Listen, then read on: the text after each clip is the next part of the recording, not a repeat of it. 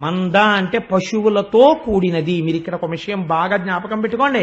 మంద కడకు అంటే వాళ్ళు కేవలం ఆవుల దగ్గరికి దూడల దగ్గరికి వెళ్ళారని కాదు.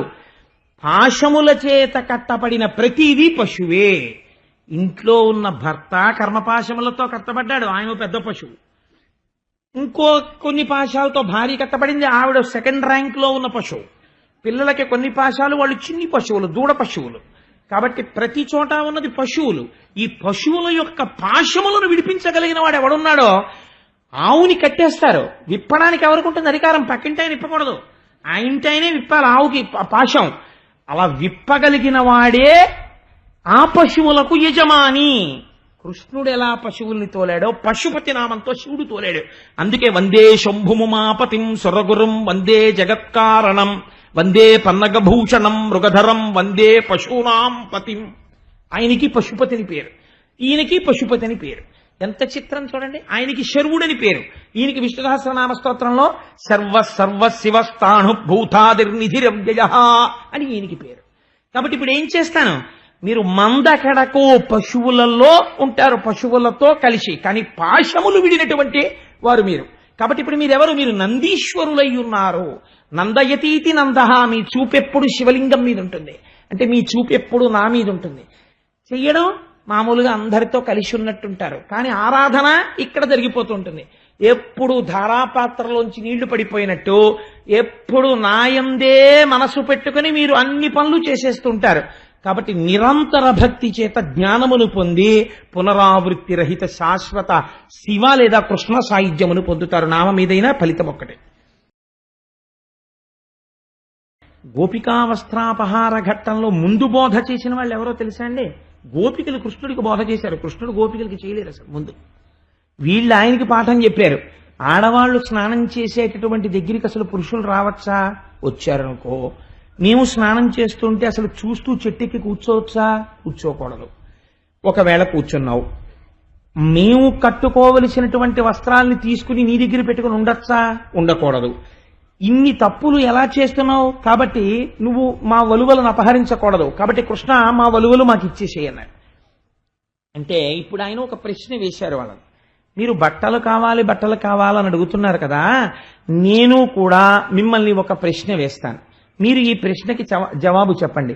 ఎవ్వరికని మోహించిరి ఎవ్వడు మీ మానసంబులెల్లహరించెన్ ఎవ్వటిల మీకు కూరి మీ ఎవ్వనిపై తెలుపరాదనే నన్యుడనే అన్నాడు. ఆయన అన్నాడు, మీరందరూ వ్రతం చేస్తున్నారు కదా, ఈ వ్రతాన్ని ఏ ఫలితం కోసం చేస్తున్నారు? ఎందుకు పెట్టారు కాత్యాయని దేవిని కింద? దేనికి చేస్తున్నారు పూజ? మీ ప్రవర్తన చూస్తుంటే ఎవరో ఒకడు మీ మనస్సుల్ని హరించాడు, వాడిని భర్తగా పొందాలని మీరందరూ వ్రతం చేస్తున్నారు. మీరు ఎవరి కోసం వ్రతం చేస్తున్నారో నాకు చెప్పండి అన్నాడు. వాళ్ళందరూ నవ్విన నవ్వు బట్టే ఆయనకి తెలిసిపోయింది ఆయన్నే భర్తగా కోరుకుంటున్నారు అని. ఆయన అన్నారు, నా ఇంటికి దాసులరై నాయాజ్ఞ అలరంగ మీరు తలచితిరేనిన్ మీయంబ రమ్ములిచ్చదా. నిజంగా మీరు నా ఇంటికి దాసిలుగా వచ్చి, భార్యగా వచ్చి, ఇక్కడ దాసి అన్న పదానికి ఉండేటటువంటి అర్థాన్ని చాలా జాగ్రత్తగా చూడాలి. భార్యకి ఒక లక్షణం ఉంటుంది, కార్యేషు దాసి అని. మొట్టమొదటి లక్షణం ఏం చెప్తారంటే కార్యమునందు దాసీత్వంతో ప్రవర్తిస్తుంది. దాసీత్వంతో ప్రవర్తించడము అంటే ఏదో ఈయన ఆర్డర్లు వేయడం, ఆవిడ దాసీదానిలా పనిచేయడం అని కాదు దాని అర్థం. దాని అర్థం ఏమిటో తెలుసా అండి? తాను చేసినటువంటి ప్రతి పని వలన తన భర్త యొక్క అభ్యున్నతిని, తన భర్త యొక్క కీర్తి ప్రతిష్టలు పెరిగేటట్టుగా ఎవరు ప్రవర్తిస్తారో వారు భార్య. అలా ప్రవర్తించలేకపోయిందనుకోండి, భర్త కీర్తి ప్రతిష్టలు దెబ్బతిన్నాయనుకోండి భార్య ప్రవర్తన వల్ల, ఆవిడ భార్య అనిపించుకోలేదు. మీకు నేను ఒక ఉదాహరణ చెప్తాను. రామచంద్రమూర్తికి అంత కీర్తి ప్రతిష్టలు ఎక్కడి నుంచి వచ్చాయండి? ఒకే ఒక సంఘటన. సుందరకాండకి సుందరకాండ అన్న పేరు ఎందుకు వచ్చిందో తెలుసా అండి? సీతమ్మ తల్లి యొక్క మహాపాతివ్రత్యం అంతటినీ ఆవిష్కరించింది సుందరకాండ. ఎక్కడ ఆవిష్కరించింది? ఒక కీలకమైన సంఘటన జరిగింది. స్వామి హనుమ ఒక మాట అడిగారు సీతమ్మని, అమ్మా రావణాసురుణ్ణి వధించడం వరకు ఎందుకమ్మా నా మూపును కూర్చో, నిన్ను తీసుకుని వెళ్లి రామచంద్రమూర్తి యొక్క పాదార విందముల యందు సమర్పిస్తానన్నారు. సీతమ్మంది, భర్తుభక్తిం పురస్కృత్య రామధన్యస్య వానర న స్పృశామి శరీరంతో పుంసో వనర పుంగవ. నేను నా ఒంటిలో ఊపిరి ఉండగా తెలిసి నేను పరపురుషుణ్ణి స్పృశించను. నేను స్పృశించడం అంటూ జరిగితే ఒక్క రాముణ్ణి స్పృశిస్తాను. నువ్వు నాకు పుత్ర సదృశుడివి కావచ్చు, అయినా నేను స్పృహలో ఉండగా మాత్రం నిన్ను స్పృశించి నీ భుజం మీద నేను కూర్చుని వెనక్కి రాను. రాముడే రావాలి, నన్ను తీసుకెళ్ళాలి.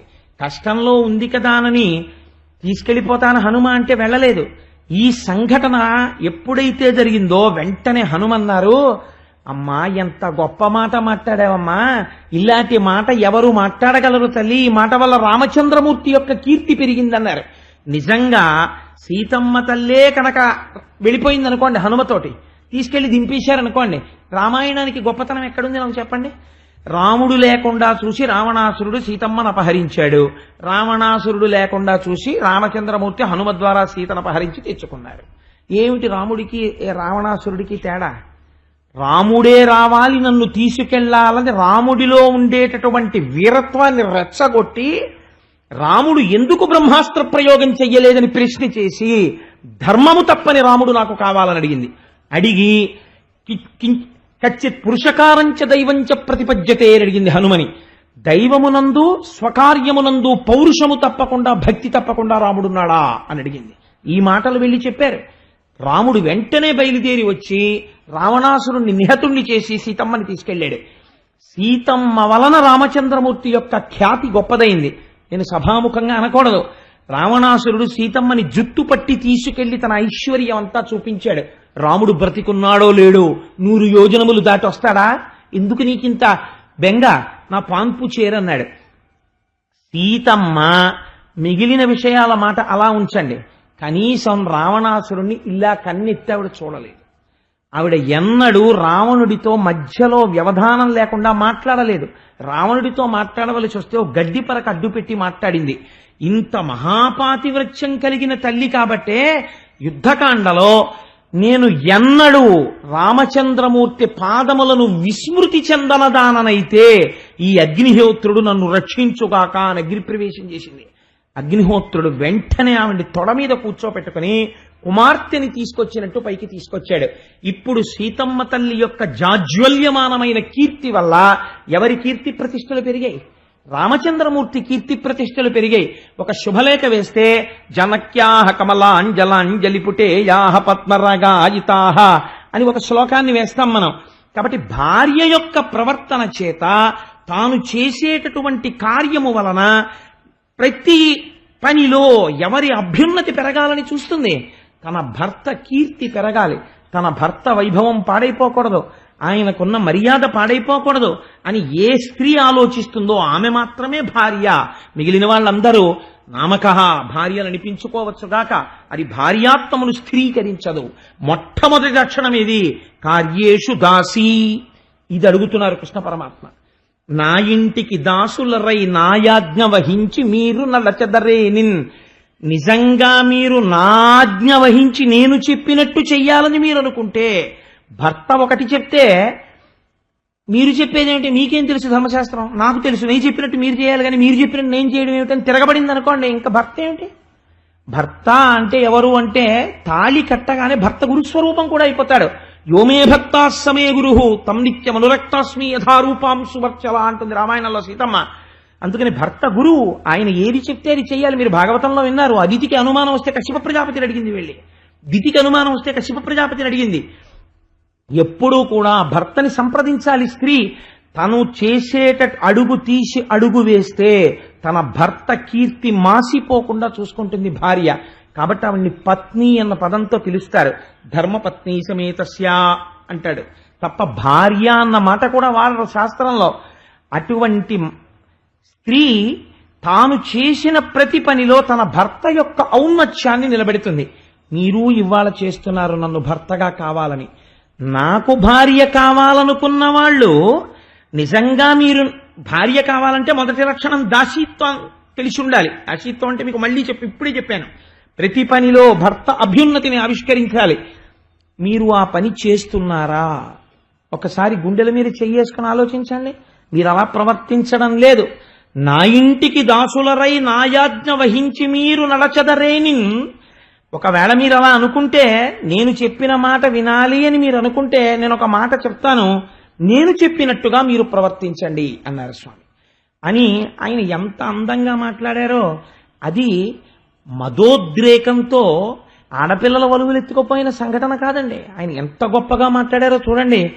శృంగారవతులార సిగ్గేల మిమకూడి చిన్ననాటనే గోలె పెరిగినాడ, ఎరుగనే మీలోన ఎన్నడునున్నాడ, నేను చూడని మర్మమేది కలదు, వ్రతనిష్టలయ్యుండి వలువలు దాల్చక నిటజొత్తురే మీరు నియతి తప్పి, కాత్యాయనీదేవి కళ్ళజేయుటే కాక ఈ రీతి నోచువారెందుకలరు, వ్రతఫలంబు మీరు వలచిన చక్కగా ఇంతులెల్ల చేతులెత్తి మ్రొక్కి, చేరి పుచ్చుకొనుడు చీరలు సిగ్గుతో వాడనేల ఎగ్గులాడనేలా అన్నాడు. ఎంత మహామర్యాదతో తీర్పు చెప్పాడో చూడండి. శృంగారవతులార సిగ్గేల మిముగూడి చిన్ననాటనే గోలె పెరిగినాడ. నన్ను చూసి సిగ్గుపడతారేంటి? మీతో పాటే నేను చిన్నతనం నుంచి కలిసి పెరిగాను, మనందరం కలిసి పెరిగాం. ఇప్పుడు చెప్తున్నాడు వాళ్ళు అడిగిన వ్రతరహస్యం. ఎరుగరే మీలోన ఎన్నడునున్నాడా. ఈ కృష్ణుడు బయటున్నవాడు కాడు, ఈ కృష్ణుడు లోనున్నవాడు. అన్ని ప్రాణుల యొక్క హృదయాంతరాళముల యందు ఉన్నవాడు శ్రీమన్నారాయణుడు. నేను మీ అందరి హృదయాలలో ఉన్నాను. నేను లేనినాడది శివము కాదు, శవము.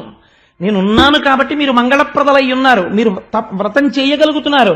ఎరుగనే మీలోన ఎన్నడునున్నాడ, నేను చూడని మర్మమేది కలదు. నేను ఉండబట్టి కదా అసలు ఈ శరీరం పెరుగుతోంది. ఈ శరీరం ఒకటి ఉన్నది అన్న స్పృహ. శాస్త్రంలో ఒక అందమైన మాట అంటారు, భవతి. ఇదే పరబ్రహ్మ అంటారు. అదండి మాట్లాడడం అంటే. ఎంత గొప్పగా మాట్లాడారు పోతన గారు. నువ్వు దాన్ని శివ అని పిలు, విష్ణు అని పిలు, సశివ సహరిశ్రేంద్ర సోక్షర పరమస్వరాట్, ఏ పేరు పెట్టి పిలు, అదేమిటో తెలుసా? భవతి. భవతి ఉన్నది, లేదు, అది లేదనుకోండి, ఇంకా దాని యందు మంగళత్వము లేదు. అందుకే శివ అంటే ఉండి మంగళత్వం, విష్ణు అంటే వ్యాపకత్వం. వ్యాపకత్వము చెంది ఉండి మంగళత్వాన్ని ఇస్తే శివ కేశవులు అవుతారు వాళ్ళిద్దరు. కాబట్టి ఇప్పుడు ఏమైంది అంటే, ఎరుగరే మీలోన ఎన్నడునున్నాడ, నేను చూడని మర్మమేది కలదు. ఈ లోపల ఈశ్వరుడు ఉన్నాడు కాబట్టి ఒకనాడు ఈ శరీరం పసిపిల్లవాడిగా ఒక చిన్న చాప మీద పడుకుంది.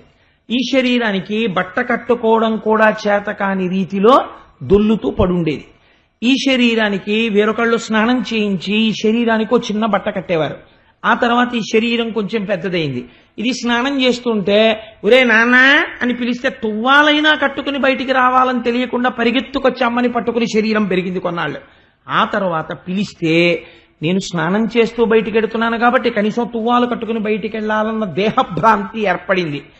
ఇన్ని మార్పుల్ని లోపలుండి చూస్తున్నవాడెవరు? వాడు ఉండబట్టి కదా పెరుగుతోంది. బాల్యాదిశ్యపి జగ్రదాదిషు తథా సర్వాస్వస్థాస్యపి వ్యావృత్తా స్వనువర్తమానమహమిత్యంతఃస్ఫురంతం సదా స్వాత్మానం ప్రకటీకరోతి భజతాం యో భద్రయా ముద్రయా తస్మై శ్రీ గురుమూర్తయే నమ ఇదం శ్రీ దక్షిణామూర్తయే అంటారు శంకర భగవత్పాదులు దక్షిణామూర్తి స్తోత్రంలో. బాల్యము అవస్థ దాటింది. బాల్యమన్న అవస్థని ఇక్కడ గుర్తించింది పరబ్రహ్మం. దాటాడు. ఏదో యవ్వనము ఇది తెలుసుకుంటోంది, యవ్వనంలో ఉన్నానని. ఇంకొక 5 ఏళ్ళో 6 ఏళ్ళో పోతాయి. వార్ధక్యము, పూర్వం ఉన్న ఓపిక లేదు, ఇప్పుడు నా శరీరం బడలింది అని తెలుసుకుంటుంది. తెలుసుకుంటున్నది ఎప్పుడూ అలాగే తెలుసుకుంటోంది. తెలుసుకోబడుతున్నది జర్జరీభూతం అవుతోంది, మారుతోంది. మారుతున్న దాన్ని మారనిది చూస్తోంది. ఈ మారనిది ఏదో అది పరబ్రహ్మం, అది ఇక్కడ ఉంది. నేను ఇక్కడే ఉండి మారుతున్న ఈ శరీరాన్ని చూస్తూనే ఉన్నాను. మీరేదో ఇవాళ నేను చూస్తున్నట్టుగా అలా సిగ్గుపడుతున్నట్టు నటిస్తారేమిటి? అదో అపచారం. నిజంగా ఇవాళే నేను చూడడం తటస్థిస్తే మీరందరూ ఎప్పుడో పృథ్వీలో కలిసిపోయి ఉండాలి కదా. ఇవాళే నేను చూడడం ఏమిటి? ఎప్పుడూ మీలోనే ఉన్నాను నేను, ఉండబట్టే మీరు ఇలా ఉండగలిగారు. భవతి, నేనున్నాను మీ యందు. ఆయన ఎంత వేదాంతం మాట్లాడుతున్నాడో చూడండి కృష్ణుడు. ఆయన మాట్లాడింది ఏం తప్పు మాటలో అల్లరి మాటలో ఆయన మాట్లాడలేదు. అంటూ ఆయన అన్నారు, వ్రతనిష్టలయ్యుండి వలువలు దాల్చక నీట జొత్తురే మీరు నియతి తప్పి, కాత్యాయనీదేవి కళ్ళజేయుటే కాక ఈ రీతి నోచువారెందుకలరు. భాగవతం చదువుకుంటే జ్ఞానం కలుగుతుందిరా అన్నారు పెద్దలందుకే. మీరు ఒక వ్రతం చేశారు, ఇప్పుడు ఈ వ్రతానికి ఫలితం ఎందుకు వస్తుంది? ఈ వ్రతం చేశాను కాబట్టి ఈ ఫలితం వచ్చేయాలి అంటే రాదు. అలా వ్రతం చేస్తే ఫలితం, పూజ చేస్తే ఫలితం అలా వెంటనే రావు. ఎందుకు రావు? మీరు చేసినటువంటి పూజ చేత ఈశ్వరుడు ప్రీతి చెందితే ఫలితం వస్తుంది. ప్రీతి చెందలేదు ఫలితం రాదు. ఎందుకు రాదో తెలుసా అండి? మీకు ఒక రహస్యం చెప్పేస్తాను. మీరు కామ్యంతో ఒక వ్రతం చేసేటప్పుడు ఆవలించారనుకోండి, పోతుంది అక్కడతో. ఎప్పుడు ఆవలించారో అక్కడతో ఆ పూజ పూర్తి చేసినట్టు గీత కొట్టేస్తారు. నవరంధ్రాల్లోంచి ధర్మశాస్త్రంలో గాలి బయటికి వెడితే అక్కడతో పూజ అయిపోయింది. మీరు ఆచమనం చేసి ఆచమ్యాహ కేశవాయ స్వాహ, నారాయణ స్వాహ, మాధవాయ స్వాహలతి సంభవి స్వాహ, శాంతాయ స్వాహ అని ఆచమనం చేసి ఉమామహేశ్వర పూజాం కరిష్యే అని నీళ్లు ముట్టుకుని ఆవలించారనుకోండి, అయిపోయిన పూజ. మళ్ళీ స్నానం చేసి వచ్చి మళ్ళీ పూజ చేయాలి. కాబట్టి కనీసం కుడి చెవి మీద కుడి చెయ్యి వేసుకుని మళ్ళీ పూజ చేయాలి. స్నానం చేసినటువంటి ఫలితం. ఎంతమందిని చేస్తున్నాం అలాగా? ఇప్పుడు మీరేమో తప్పు చేసేసి కాత్యాయనీదేవి కళ్ళచేయుటే కాక మీరేమో నన్ను భర్తగా పొందాలా? మీరేమో కాత్యాయనీదేవిని పెట్టారా? కింద పెట్టి వ్రతం చేస్తారా? ఒంటి మీద నూలిపోగు లేకుండా నీళ్లలోకి దిగి స్నానాలు చేస్తున్నారా? ఇప్పుడు ఏమైంది? వ్రతమునందు దోషం వచ్చింది. జలాధిదేవత అయినటువంటి వరుణుడి పట్ల అపచారం జరిగింది. ఇప్పుడు దేవతలకి అపచారం జరిగితే అమ్మవారు మీకు కటాక్షం ఎలా ఇవ్వగలదు? ఇప్పుడు అమ్మవారు ఇస్తే రేపు లోకంలో ఎవరైనా సరే ఇంకా నదులు అలాంటి వీల్లేదు, వివస్త్రలై స్నానం చెయ్యకూడదు. వ్రతం చేసేవాళ్ళు ఒంటి మీద బట్టతోటే స్నానం చెయ్యాలి. మీరు అపచారం చేశారు. ఇప్పుడు ఈ అపచారం చేసి కాత్యాయనీదేవి కళ్ళ చేయుటే కాక ఈ రీతి నోచువారెందు కలరు. రేపు ఫలితం రాకపోతే 30 రోజులు అయిపోయిన తర్వాత ఏమంటారు? మేం కాత్యాయని వ్రతం చేశామండి, మాకేం ఫలితం రాలేదంటారు. మీద అబద్ధం, కాత్యాయనీదేవిదా అబద్ధం. కాత్యాయనీదేవి మీద నెపం పెట్టే ప్రయత్నం మీరు చేస్తున్నారా, చెయ్యట్లేదా? రేపు 30 రోజులు అయిపోయిన తర్వాత ఇలా మాట్లాడతారు. కాబట్టి ఇంకో తప్పు.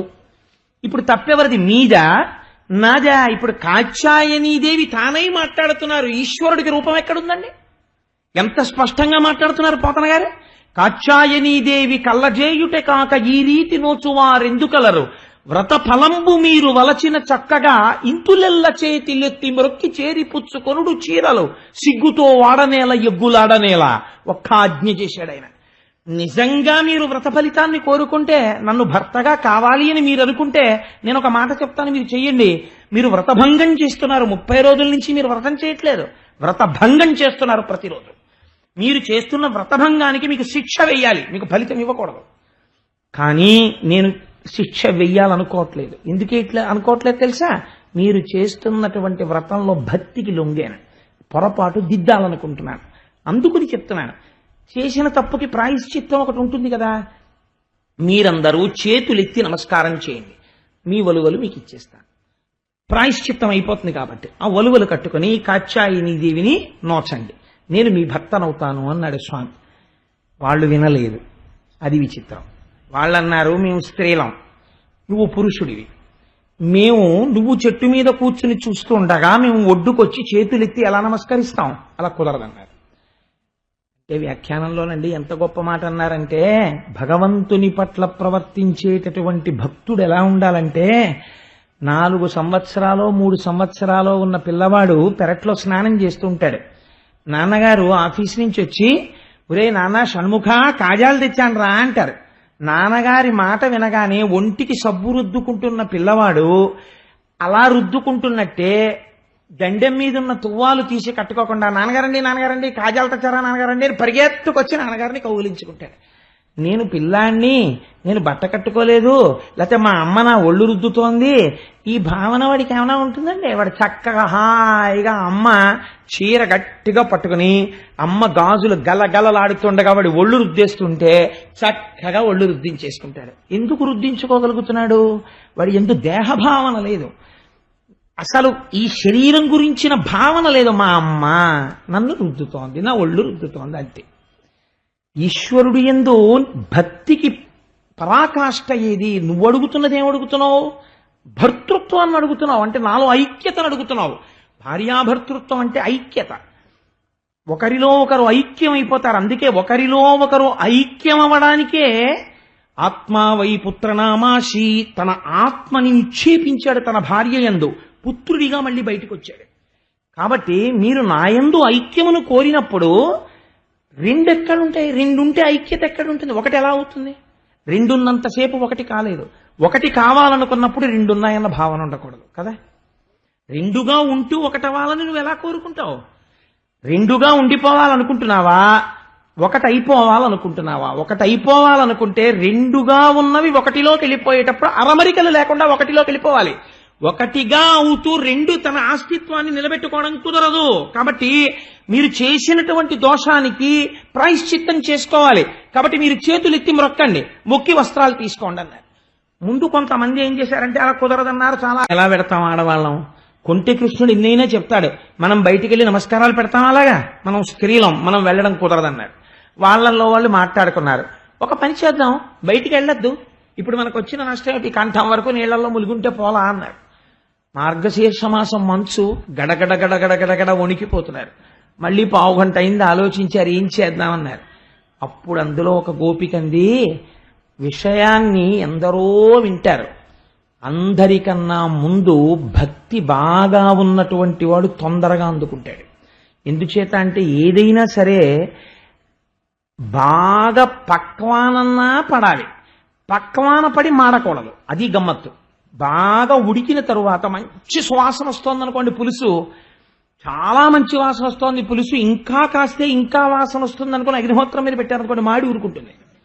కాబట్టి ఆ వాసన రాకుండానే మాడిపోతోందేమో అని దించేశారనుకోండి, పక్వానికి రాదు.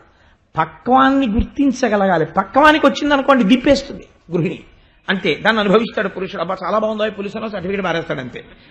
కాబట్టి ఈ పక్వమునకు వచ్చినటువంటి హృదయం అర్థం చేసుకోగలదు. అందుకే వర్షము అంతటా పడుతుంది. వర్షం పడేటప్పుడు వర్షానికి రాగద్వేషాలు ఉండవు. నేను ఇక్కడ పడినా ఇక్కడ పడకూడదా అని వర్షం ఏం ఆలోచించదు, ఏకబిగిన కృషి చేస్తుంది. కానీ గమ్మత్తు చూడండి, అదే వర్షం ఎండిపోయిన చెట్లన్నింటినీ చిగురింపచేస్తుంది. ఒక్క జిల్లేడు చెట్టు మాత్రం వర్షం పడితే తన ఆకులు కిందకు వదిలిపెట్టేస్తుంది. అదేమిటి, ఆ చెట్టుని ఎందుకు అలా చేసింది అంటే చెప్పలేమంటే, ఒక్కొక్కడి హృదయంలో ఒక్కొక్క లీల చెప్తుంటే ఒక్కొక్కడు మారుతాడు, ఒక్కొక్కడు మారడు, సరిగదా జారిపోతాడు. ఎందుకు జారిపోతాడంటే లోపల ఉన్న సంస్కార బలం అటువంటిది. ఎవరి సంస్కార బలాన్ని బట్టి వాళ్ళు ఉద్ధరింపబడతారు. అందుకే అందరు గోపికలు ఒకసారి అనలేదు, ఒక ఆవిడది. వ్రతములు చేయుచునొక్కమారైన ఎవ్వారిన్ విచారించినన్ వ్రతభంగంబులు మానునట్టి వరదున్ వామాక్షులీక్షించియున్ గత చేలా ప్లవనంబు నేడు వ్రతభంగంబంచు చింతించి పాలతటన్యస్త కరబ్జలై సరస లీలన్ మ్రొక్కినట్లందరున్. వాళ్ళన్నారు, దేనికి మొహమాటం, ఆయన జగద్భక్త, ఇన్ని లీలలు చేసినవాడు, ఆయన పరమాత్మ అని మనం అంగీకరించాం. అయినప్పుడు ఆ కృష్ణుడికి మనం అందరం కూడా మన నుదిటికి చేతులు తగిలేటట్టు ఇలా నమస్కరిస్తే మనకొచ్చిన దోషం ఏమిటి? ఈ దిక్కుమాలిన శరీరమునందు భ్రాంతితోనే కదా ఇన్ని కోట్ల జన్మలెత్తాం. ఇవాళ ఈశ్వరుడే ఎదురుగుండా నిలబడి ఇలా నమస్కారం చెయ్యండి, మీరు చేసిన దోషం విరిచేస్తాను, మీకు ఫలితం ఇచ్చేస్తానంటున్నాడు. ఫలితం రావడానికి అడ్డంగా ఉన్న దోషం ఈశ్వరుడు చెప్పినా సరే, ఈశ్వరుడు పేరెత్తనంటే, ఆయన చెప్పింది చెయ్యనంటే ఫలితం ఎక్కడి నుంచి వస్తుంది? అందుకని నమస్కరించేద్దాం. అందుక గోపిక. ఈ పద్యం జీవితంలో చాలా జాగ్రత్తగా తెలుసుకోవలసిన పద్యం. మీరు బాగా జ్ఞాపకం పెట్టుకోండి. పోతన గారి వాళ్ళ ఉపదేశం చేస్తున్నారు వ్యాసుల వారు. వ్రతముల్ చేయుతునొక్కమారైన ఎవ్వారిన్ విచారించినన్ వ్రతభంగంబులు మానునట్టి వరదున్ వామాక్షులిక్షించియున్. మనం ఒక వ్రతం చేస్తాం, ఆ వ్రతం చేసే ముందు ఒక సంకల్పం చెప్తాం.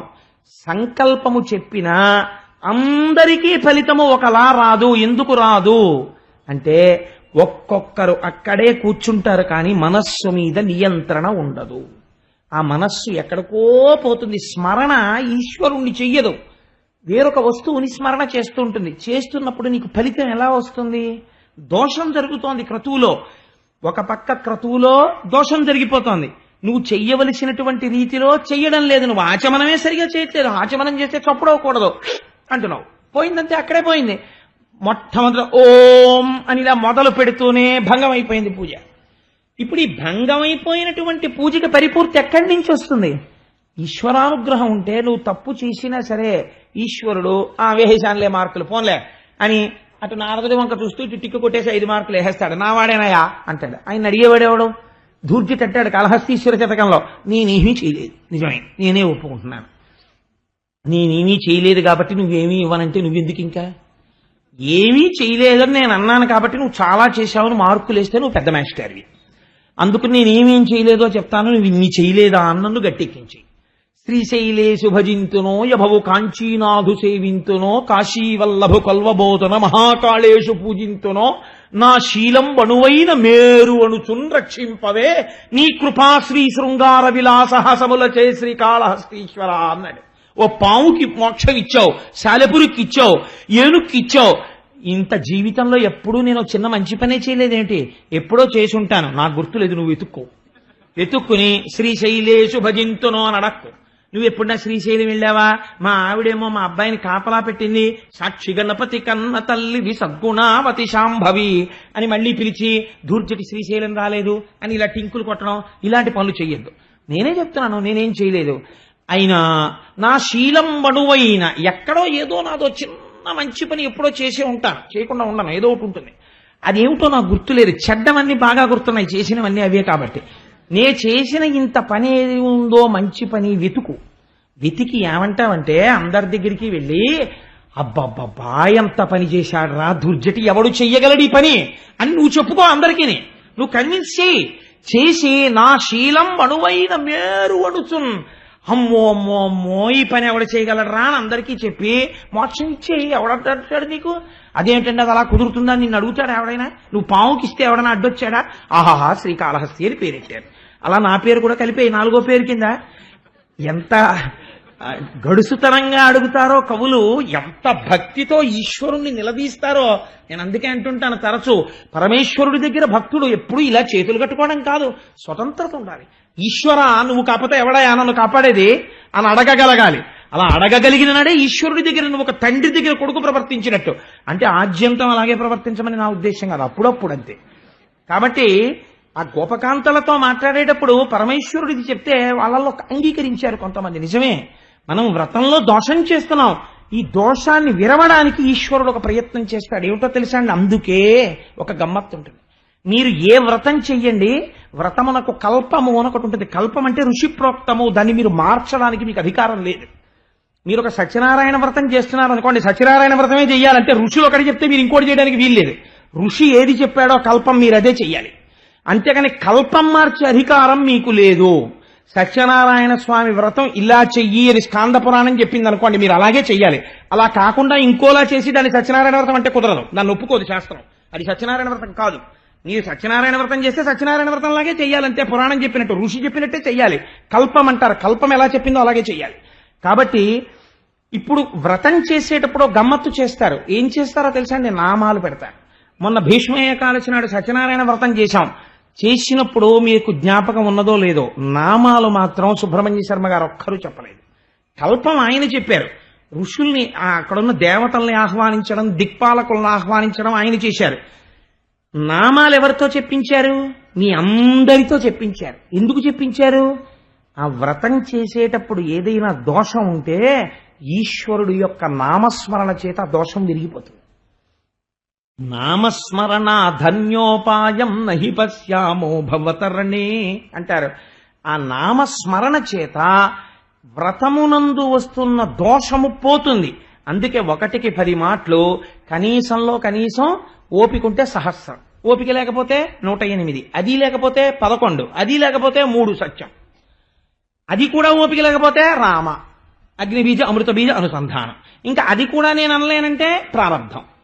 కాబట్టి ఇంత తేలికగా భగవానుడు దాన్ని ఆవిష్కరించాడు. అందుకే నామానికి ఇచ్చిన ప్రాధాన్యం క్రతువుకి ఇవ్వలేదండి పెద్దలు. ఆశ్చర్యం ఏంటంటే, మీరు మహాపురుషులైన వారిని ఎవరినైనా చూడండి, వాళ్ళు ఏమడిగారో తెలుసా అండి? నామమే అడిగారు వాళ్ళందరూ. కారణం ఏమిటి? రహస్యం ఉంది కాబట్టి. నామము క్రతువునందున్న దోషాన్ని విరుస్తుంది. ఇంకా నామం మీకేం చేయలేదు. అజామీలుడికి ఎవరు తీసుకొచ్చారు? దూతల్ని. నామం తీసుకొచ్చింది.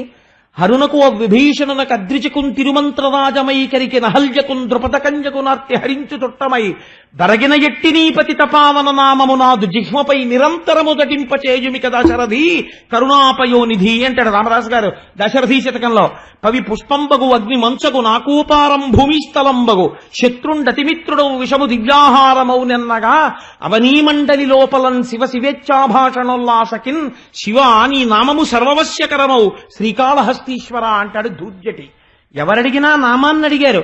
అందుకని వ్రతముల్ చేయుచునొక్కమారైన యవ్వానిన్ విచారించిన వ్రతభంగంబులు మానునట్టి వరదున్ వామాక్షులిక్షించియున్ గతచేలా ప్లవనంబు నేడు వ్రతభంగం బంచు చింతించి ఫాలతటంజస్త కరబ్జలై సరసలీలం బ్రొక్కిరిట్లందరం. అప్పుడు అందరూ కలిసి ఈ నామము చెప్పి ఈశ్వరుడు చెప్పినట్టు చేస్తే మన వ్రతంలో దోషం పోతుంది అని అందరూ కలిసి శిరస్సుకి లలాటమునకు చేతులు తగిలిస్తూ ఒడ్డుకొచ్చి దేహమునందు భ్రాంతి విడిచిపెట్టి కృష్ణ పరమాత్మకి నమస్కరించారు. వెంటనే ఆయన ఎవరి వస్త్రములు వాళ్ళకి ఇచ్చేశాడు. ఒక్క మాట ఆయన మాట్లాడలేదు. ఒక లీల గురించి మాట్లాడేటప్పుడు చాలా జాగ్రత్తగా మాట్లాడాలి. అంతేకాని బట్టలెత్తుకుపోయిన ప్రతి ధూర్తుణ్ణి, ఆడవాళ్ల వెంటపడే ప్రతి ధూర్తుణ్ణి వస్త్రాపహరణ ఘట్టం అంటే 2 పాపాలు అంటుకుంటాయి. ఒకటి, ఒక ధూర్తుణ్ణి కృష్ణుడి స్థాయికి ఎత్తినందుకు, 2 లీల తెలుసుకోకుండా భగవంతుణ్ణి నింద చేసినందుకు. ఎలా పడితే అలా పదప్రయోగం చెయ్యకూడదు. అందులో వాళ్ళు చెప్పిన పరమార్థాన్ని గ్రహించే ప్రయత్నం చెయ్యాలి. ఆయన అన్నారు, లక్షణవతులార లజ్జించి చెప్పరు కాని మీ మర్మముల్ కానపడి నను గొల్వ చింతించినారు నాచేతను సత్యంబు మీనోము సఫలమగును. కడమ కూడగ కాచాయనీదేవి నోయంగ ఇటమీద రాత్రులందు నన్ను పొందగలరు నమ్మి పొండని హరుపలుక ఇంతులెల్ల భ్రాంతిదనిరి తపము పండెననుచు తత్పదాంభోజముల్ మానసించుకొనుచు మందకడకు అన్నారు పోతనగారు. ఎంత గొప్ప పద్యం చూడండి. సీసన్ నిజంగా లక్షణవతులార లజ్జించి చెప్పరు కాని మీ మర్మముల్ కనపడి. ఓ లక్షణవతులారా, ఓ ఇంతులారా, ఓ స్త్రీలలారా, ఓ ముగ్ధలారా, మీరు చేసినటువంటి వ్రతం ఏమిటో నాకు అర్థమైంది. నేను కడమ కూడగా కాచాయనీదేవి నోయంగా, కాచాయనీదేవిని మీరు నోచినటువంటి నోము దేని కొరకు చేశారో ఆ ఫలితాన్ని మీకు నేను ఇచ్చేస్తున్నాను. ఎంత చిత్రమైన మాట అండి. ఎవరిని నోచారు, ఎవరిస్తున్నారు ఫలితం? కాచాయనీదేవిని నోము నోస్తే ఫలితాన్ని కృష్ణుడు ఇస్తున్నాడు. అలా ఎలా కుదురుతుంది అంటే ఇద్దరు ఒకటే కనుక తెలుసుకో తత్వం. తత్వం తెలుసుకోకపోతే నీ ఎందు సంకుచితత్వం వచ్చేస్తుంది. నీకున్న భేదాలు చాలక ఈశ్వరుడు ఎందు కూడా భేదాలు పెట్టి నువ్వు ఎప్పటికి పైకెత్తుతావు. నువ్వు ఎక్కలేవు. ఏకస్తమేవ బహుధా భవభాసి లోకే నిశంకధీర్ వృషభకేతన మల్లినాథ శ్రీభ్రామరి ప్రియ సుఖాశ్రయ లోకనాథ శ్రీశైలశేఖర విభో తవ సుప్రభాతం అంటారు. స్వామి, ఉన్నదొక్కడవే, ఎన్ని రూపాలలోనో నువ్వు కనపడుతున్నావు. ఉన్న ఒక్క పదార్థము అనేకత్వముగా భాసిల్లుతోందయా, అలా చూడడంలో మేము సంతోషిస్తున్నాం అంటారు. అలా మీ అందరూ కడమ కూడగ కాచాయనీదేవి నోయంగ ఇటమీద రాత్రులందు నన్ను పొందగలరు. చాలా చిత్రమైన మాట. ఇదే రాసలీల. రేపు వస్తుంది. ఈ మాటకి వ్యాఖ్యానమే రేపు జరగబోయే రాసలీల. ఇవాళ స్వామి అభయం ఇచ్చారు. ఇక మీదట నుంచి మీరు చేసినటువంటి నోముకు ఫలితం ఇచ్చాను కాబట్టి రాత్రులందు మీరు నాతో రమిస్తారు.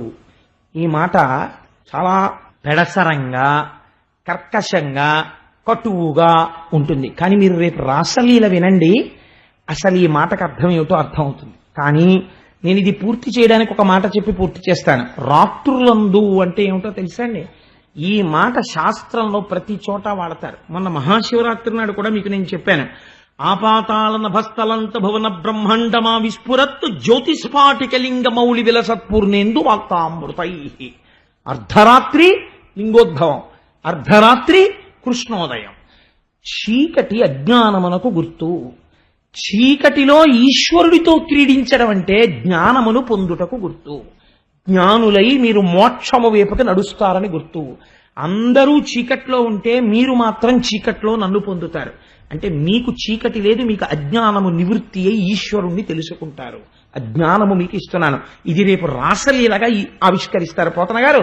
మీరు విందురుగాని నిజంగాను అయ్య బాబోయ్ రమణి నయనలతోటను రామానుజుడాట చూచి రాగిల్లి మనో రాముల మీద వియచ్చర రామలు మూర్చిల్లి పడిరి రాజమహేంద్ర అంటారు పోతన గారు రాసలీలకి. అద్భుతమైన రాసలీల. రేపు చెప్తాను రాసలీల. అందుచేత అటువంటి వరం ఇచ్చారు. ఇక మీద రాత్రులందు నన్ను పొందగలరు నమ్మి పొండని హరిపలుక ఇంతులెల్ల భ్రాంతి జనిరి తపము పండెననుచు తత్పదాంభోజముల్ మానసించుకొనుచు మందకడకు. ఎక్కడికి వెళ్ళారండి? మంద దగ్గరికి వెళ్ళారు, పశువుల దగ్గరికి. ఏమని నమ్మకంతో? కృష్ణుడు మాకు అభయం ఇచ్చాడు. ఇక నుంచి రాత్రులందు మేము కృష్ణుడితో ఆనందాన్ని అనుభవిస్తాం. కాబట్టి ఆయన మాకు భర్త అయ్యాడు. మేము ఈశ్వరుణ్ణి పొందాం. ఇప్పుడు ఏమండి అదేమిటండి మళ్ళీ పొందామని మాకు ఏమిటండి నమ్మకం? మాకేమైనా సర్టిఫికెట్ ఇస్తారా? ఇలా ఏం అడగలేదు. ఈశ్వరుడు గురించి తెలుసుకున్న తర్వాత కూడా అలాగే ఉంటాడంతే, పైకి మార్పు ఏం ఉండదు, లోపల మార్పు వస్తుంది. వాళ్ళందరూ నమ్మి మందకడకు పశువుల దగ్గరికి వెళ్ళారు. మంద అంటే పశువులతో కూడినది. మీరు ఇక్కడ ఒక విషయం బాగా జ్ఞాపకం పెట్టుకోండి. మందకడకు అంటే వాళ్ళు కేవలం ఆవుల దగ్గరికి దూడల దగ్గరికి వెళ్ళారని కాదు, పాశముల చేత కట్టబడిన ప్రతిదీ పశువే. ఇంట్లో ఉన్న భర్త కర్మపాశములతో కట్టబడ్డాడు, ఆయన పెద్ద పశువు. ఇంకో కొన్ని పాశాలతో భార్య కట్టబడింది, ఆవిడ సెకండ్ ర్యాంక్ లో ఉన్న పశువు. పిల్లలకి కొన్ని పాశాలు, వాళ్ళు చిన్ని పశువులు, దూడ పశువులు. కాబట్టి ప్రతి చోట ఉన్నది పశువులు. ఈ పశువుల యొక్క పాశములను విడిపించగలిగిన వాడు ఎవడున్నాడో ఆవుని కట్టేస్తారు. విప్పడానికి ఎవరికి ఉంటుంది అధికారం? పక్కింటి ఆయన విప్పకూడదు, ఆ ఇంటి ఆయనే విప్పాలి ఆవుకి పాశం. అలా విప్పగలిగిన వాడే ఆ పశువులకు యజమాని. కృష్ణుడు ఎలా పశువుల్ని తోలాడో పశుపతి నామంతో శివుడు తోలాడు. అందుకే వందే శంభుముమాపతిం సురగురుం వందే జగత్కారణం వందే పన్నగభూషణం మృగధరం వందే పశూనాం పతిం. ఆయనకి పశుపతిని పేరు, ఈయనకి పశుపతిని పేరు. ఎంత చిత్రం చూడండి. ఆయనకి శర్వుడని పేరు, ఈయనకి విష్ణు సహస్రనామ స్తోత్రంలో సర్వ సర్వ శివస్థాణు భూతాదిర్నిధిరవ్యయ అని ఈయనకి పేరు. కాబట్టి ఇప్పుడు ఏం చేస్తాను, మీరు మందకడకు పశువులలో ఉంటారు, పశువులతో కలిసి, కానీ పాశములు విడినటువంటి వారు మీరు. కాబట్టి ఇప్పుడు మీరెవరు? మీరు నందీశ్వరులై ఉన్నారు. నందయతీతి నందహ. మీ చూపెప్పుడు శివలింగం మీద ఉంటుంది, అంటే మీ చూపెప్పుడు నా మీద ఉంటుంది.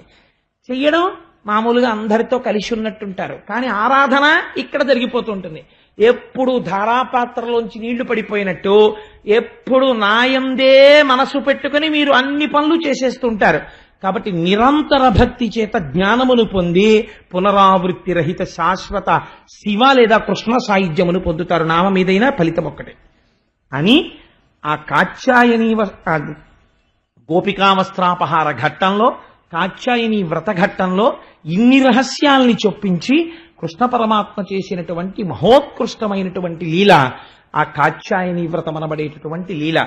అందుకని ఈ లీల తెలుసుకుంటే మనం ప్రతినిత్యం పూజ చేసేటప్పుడు ఏం చెయ్యాలో మనకు అర్థమవుతుంది. అన్నిటికన్నా మనం ఎక్కడ జాగ్రత్తగా ఉండాలో అర్థమవుతుంది.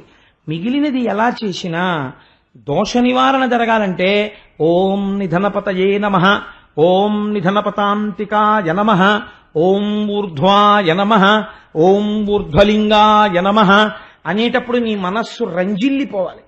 అలా రంజిల్లిపోవాలంటే దానికి రెండు బాటలు ఉంటాయి. ఒకటి, విశ్వాసము చేత నామమును పట్టుకోవాలి అర్థం తెలియనప్పుడు. అర్థం తెలిసిందనుకోండి మీ మనస్సు తనంత తాను రంజిల్లిపోతుంది. ఎందుకనంటే ఊర్ధ్వాయ నమః అంటే మీకు అర్థమైందనుకోండి, మీకు తెలిసిపోతుంది దాని రహస్యం ఏమిటో తెలుస్తుంది. అంటే ఇప్పుడు నేను శివతత్వం శివమహాపురాణం కాదు కాబట్టి దాని జోలికి వెళ్ళను, కానీ మీకు అది భావగోచరం అవుతోంది అనుకోండి, ఓం ఊర్ధ్వాయ నమః అన్నప్పుడు మీకు ఆ భావం అంతా ద్యోతకం అవుతోంది అనుకోండి, మీరు పరమానందంతో పుష్పాన్ని తీసుకెళ్లి శంకరుడి పాదాల మీద వేస్తారు. ఈ చెప్పిన నామం ఇక్కడ రంజిల్లుతూ వేస్తున్నారు కాబట్టి మీ పాపాలని దహిస్తుంది. లేదు, పెద్దలు చెప్పిన నామం అది, దానికి ఒక ఫలితం ఉన్నది అని మీరు నమ్మి సంతోషంతో ఓం నిధనపతయే నమః, ఓం కేశవాయ నమః అనగలిగారనుకోండి, అప్పుడు కూడా అంతే స్థాయిలో పనిచేస్తుంది. విశ్వాసము అంతే, తెలుసుకుని చెయ్యడము అంతే. తెలుసుకుని చేసి విశ్వాసం లేకపోతే మాత్రం పరిప్రమాదం. అన్నీ తెలుసు కానీ విశ్వాసం లేదు, జ్ఞాన కలునిలోని శరదయోలే, అప్పుడు ప్రమాదం. ఏమీ తెలియదు, విశ్వాసం ఉంది, తెలుసున్నవాడి కన్నా గొప్పవాడేవాడు. ఇంకొక ఉదాహరణ చెప్తాను. రామకృష్ణ పరమహంస ఓ మాట అంటారు. వెనకటికి దక్షిణ సముద్రం దగ్గర ఒక భక్తుడు నిలబడి ఈ సముద్రాన్ని దాటి భారతదేశానికి వెళ్ళాలి, ఓడ వెళ్ళిపోయింది ఎలా అని కంగారు పడుతున్నాడు. అటుగా ఒక సిద్ధపురుషుడు వెళ్ళిపోతున్నాడు. ఏన్నైనా అలా కంగారు పడుతున్నావు అన్నాడు. అంటే ఏం లేదండి, సముద్రం మీద ఓడ వెళ్ళిపోయింది, ఎలా వెళ్ళాలో తెలియడం లేదు, మళ్ళీ రేపటి వరకు ఓడ లేదు, కంగారు పడుతున్నాను అన్నాడు. ఎందుకు కంగారు పడతావు, నువ్వేం బెంగ పెట్టుకోకు. నువ్వు ఒక కాగితం తీసి ఆయన ఏదో రాసి మడిచి చేతిలో పెట్టి ఇది చూడకు, విప్పి చూడకు, చూడకుండా చేత్తో పట్టుకొని ఈ సముద్రం మీద నడిచి వెళ్ళిపోవడం మొదలెట్టు, లేదా పరిగెత్తు, వెళ్ళిపోతావు, నువ్వు నీళ్లలో పడవు, వెళ్ళి అన్నాడు. అమ్మయ్యా, ఈ సిద్ధపురుషుడు అంటే మాటలు కాదు కదా, ఈయన ఇచ్చాడు కాబట్టి ఇది నన్ను రక్షించి తీరుతుంది, నేను మొలగననుకున్నాడు. అంతే, ఆ నీళ్ల మీద పరిగెత్తడం మొదలెట్టాడు. అందులో దిగిపోకుండా వెళ్ళిపోతున్నాడు ఆ నీళ్ల మీద పరిగెడుతూ. ఇంకా అంత దూరంలో సముద్రపు వచ్చింది. ఇప్పుడు ఆశ్చర్యం వేసింది, ఏమిటి ఇది, నీళ్ల మీద పరిగెత్తుకొచ్చాను, ఓడ కూడా దాటిపోయాను. ఇంతలా నన్ను నీటి మీద పరిగెత్తించిన ఇందులో ఉన్న రహస్యం ఏమిటి అనుకున్నాడు. ఓసారి చూడాలనుకున్నాడు. అని ఆ కాగితం విప్పాడు. శ్రీరామ అంది. ఈ పేరా నన్ను పరిగెత్తించింది అన్నాడు. డుంబను విలిపాడు. విశ్వాసం పోయింది. The moment you lose the faith, the next moment you are drowned. కొట్టుకుపోయాడంతే. విశ్వాసం ఉన్నంతసేపు వాడు మహాజ్ఞానితో సమానమైపోయి కూర్చున్నాడు. విశ్వాసం పోకుండా నామని చెప్పగలిగితే జ్ఞానితో సమానం అయిపోతాం. అలా అయినా పర్వాలేదు, తెలుసుకుని రమించి చెప్పినా పర్వాలేదు. కాబట్టి ఈ రహస్యాన్ని మనకి ఆవిష్కరించినటువంటి లీల కాబట్టి ఆ కాత్యాయని వ్రత ఘట్టము పరమోత్కృష్టమైన ఘట్టము. తదనంతరము ఈశ్వరుడు చేసినటువంటి గొప్ప లీల దీన్ని గోవింద పట్టాభిషేకము అంటారు. దశమ స్కంధంలో అత్యంత విలువైనదై మధురాతి మధురమైన ఘట్టములలో గోవింద పట్టాభిషేకం ఒకటి. ఒకానొక నాడు నందుడు, ఇతర ఉపనందుడు మొదలైనటువంటి పెద్దలు ఉండేవారు. వాళ్ళందరినీ కూర్చోపెట్టుకుని సమాలోచన చేస్తున్నాడు. కృష్ణ భగవానుడు ఒక విషయాన్ని తెలుసుకున్నాడు. ఒక 2-3 రోజుల క్రితం చతుర్ముఖ బ్రహ్మగారికి అహంకారం వచ్చింది. ఈ చిన్ని కృష్ణుడేమిటి, పిల్లల్ని బతికించడం ఏమిటి అనుకున్నాడు వఘాసురుడి నోట్లోకి వెళ్ళినప్పుడు. అలా ఇంద్రుడికి అహంకారం వచ్చింది. నా అంత వాణ్ణి నేను ఏమిటి, నాకేదో ఎవరో భగవంతుడేమిటి, పరబ్రహ్మం ఏమిటి, అధికారం ఇవ్వడం ఏమిటి, వర్షం కురిపించడం ఏమిటి, నేనే వర్షం కురిపించడానికి అధికారిని అని ఒక అహంకృతి ఆయనలో పొడసూపింది. ఇంద్రుడికి పాఠం చెప్పాలి అని అనుకున్నాడు పరమాత్మ. అందుకని ఒక లీల చెయ్యబోతున్నాడు. తన తండ్రి దగ్గరికి వెళ్ళాడు. పెద్దలందరూ కూర్చుని సమాలోచన చేస్తున్నారు. వాళ్ళ దగ్గరికి వెళ్ళి అన్నాడు, నాన్నగారు, పెద్దలైన వాళ్ళకి అరమరికలు ఉండవు కదా, వాళ్ళు ఏదైనా సరే ఒక మంచి విషయం అయినప్పుడు అది చిన్నవాళ్ళైనా పెద్దవాళ్ళైనా వాళ్ళకి చెప్పి వాళ్ళ సలహా తీసుకోవాలి అని అనుకుంటారు కదా.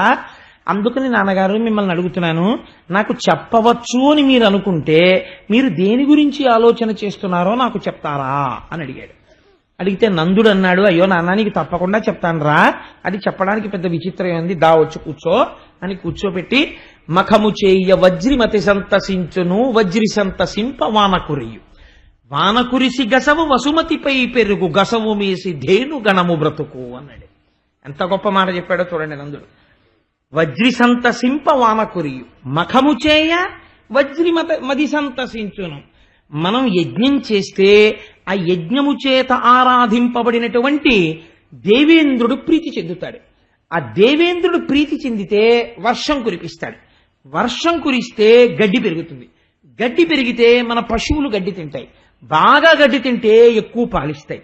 ఎక్కువ పాలిస్తే మనకు ఐశ్వర్యం వస్తుంది. అందుకని దీనికి అన్నిటికీ మూలం ఎక్కడుంది? ఇంద్రుడికి యజ్ఞం చేయడంలో ఉంది. ఆ యజ్ఞము చేత ప్రీతి పొంది ఇంద్రుడు వర్షం కురిపించాలి. అందుకని మేము ఇంద్రుడికి యజ్ఞం చేద్దాం అనుకుంటున్నాం. ప్రతి సంవత్సరం ఇలాంటి యజ్ఞం చేస్తాం. ఈ సంవత్సరం కూడా యజ్ఞం చేద్దాం అనుకుంటున్నాను రా అబ్బాయి అన్నాడు. అంటే కృష్ణుడు ఇంద్రుడికి బుద్ధి చెప్పాలని కదా అనుకుంటున్నాడు. అందుకోసం కదా వచ్చాడు. ఆ సమయంలో ఆయన అన్నాడు, నాన్నగారు, నేను ఇలా చెప్పానని మీరు అనుకోవద్దు, ఇది యథార్థమని కాదు. కానీ కృష్ణుడు మాయ చేసి మాట్లాడుతున్నాడు తండ్రిని ఇంద్రుడికి బుద్ధి చెప్పడానికి. నాన్నగారు, ఎవరైనా సరే వారు ఆయా స్థితులకు ఎందుకు చేరుతారు? వారు చేసిన కర్మ వలన. ఒకడు చాలా బాగా పనిచేశాడు అనుకోండి, ఆయనకి తొందరగా ప్రమోషన్ ఇచ్చి ఓ మంచి పదవిలో కూర్చోబెడతారు. ఒక ఆయన చాలా పుణ్యం చేశాడు అనుకోండి, ఆయనకు ఒక గొప్ప ఐశ్వర్యం ఇస్తారు. ఎవడు చేసిన కర్మ వలన వాడికి గౌరవము కానీ సమాజములో ఒక సమున్నతమైనటువంటి స్థితి కానీ జన్మ కానీ కలుగుతోంది కదా. అలాంటప్పుడు ఎవరి యొక్క గొప్పతనానికి కానీ ఎవరి యొక్క పతనమునకు కానీ ఏది ఆధారం? వాళ్ళు చేసిన కర్మ. ఆ కర్మయే ఫలితాన్ని ఇస్తోంది. మనం ఇంత ఐశ్వర్యంలో ఉన్నామంటే మనకి ఐశ్వర్యం ఇస్తున్నది ఏది? మన కర్మ. ఏం చేస్తాం మనం? పశుపోషణం. పశువుల్ని పోషిస్తాం. మనకి పశువుల్ని పోషించుకోవడానికి గడ్డి ఇస్తున్నదేది? గోవర్ధనగిరి. ఈ కొండ మీద పశువులు మేస్తున్నాయి. మన కంటికి కనపడి మనకి ప్రతిరోజు గడ్డి ఇస్తున్నది గోవర్ధనగిరి. మీరేమో యజ్ఞం పట్టుకెళ్లి కంటికి కనపడని ఇంద్రుడికి చేస్తానంటున్నారు. కంటికి కనపడే గోవర్ధనగిరికి చెయ్యాలా? కంటికి కనపడని ఇంద్రుడికి చెయ్యాలా? గోవర్ధనగిరికి చెయ్యాలి. అందుకని నాన్నగారు, ఇంద్రయాగం వద్దు, మనం గోవర్ధనగిరికి యాగం చేద్దాం అన్నాడు. నందుడు ఆశ్చర్యపోయి అన్నాడు, ఈ పిల్లవాడేం సామాన్యుడు కాడు, ఇది ఇప్పటిదాకా ఎన్నో గండాలు దాటినవాడు, పైగా ఆయన మాట్లాడేటప్పటికీ ఎవరు కాదనలేరు, నమ్మేటట్టుగా ఉంటుంది. అందుకని అన్నాడు, నిజమేననుకో, కానీ ఏదైనా ఒక వ్రతం చేస్తే, ఒక యాగం చేస్తే దానికి ఒక కల్పం ఉంటుంది కదా, ఋషిప్రోక్తమై. మేము ఇంతకుముందు ఇంద్రుడికి యాగం చేశాం, మాకు తెలుసు మంత్రాలు విని. బ్రహ్మగారు ఉన్నారు, ఆయన్ని పిలిస్తే ప్రతి ఏడాది చేసినట్టే చేయించేస్తారు. కానీ నువ్వు ఇప్పుడు గోవర్ధనగిరి యాగం అంటున్నావు, దీనికి ఏమైనా ఉందా, పూజ ఎలా చేయాలో? దానికి ఎవరైనా తెలుసున్న బ్రహ్మగారు ఉంటాడా, పిలిస్తే చేయిస్తాడా, నీకేమైనా తెలుసా అని అడిగాడు.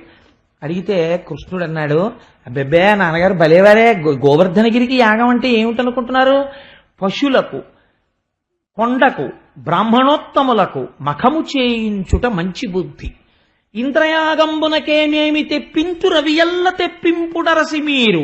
పాయసము, అపూపంబులు, సైదపు పిండి వంటలు, పప్పు, బహురసాన్నంబులు వండపంపుడు, హోమంబు చేయుడు, అచలురై పూజ చేయుడచలమునకు, మధుర పదార్థములు పెట్టింపుడు బ్రాహ్మణులకు, అధమ చండాల శునక సంతతికి తగిన గసములిండు, భక్ష్యముల నిండు. పూర్వం అదేం చేస్తారో అవే వండుతారు దీనికి నాన్నగారు. గోవర్ధనగిరి యాగానికి కూడా తేడా ఏమిటో తెలుసా అండి?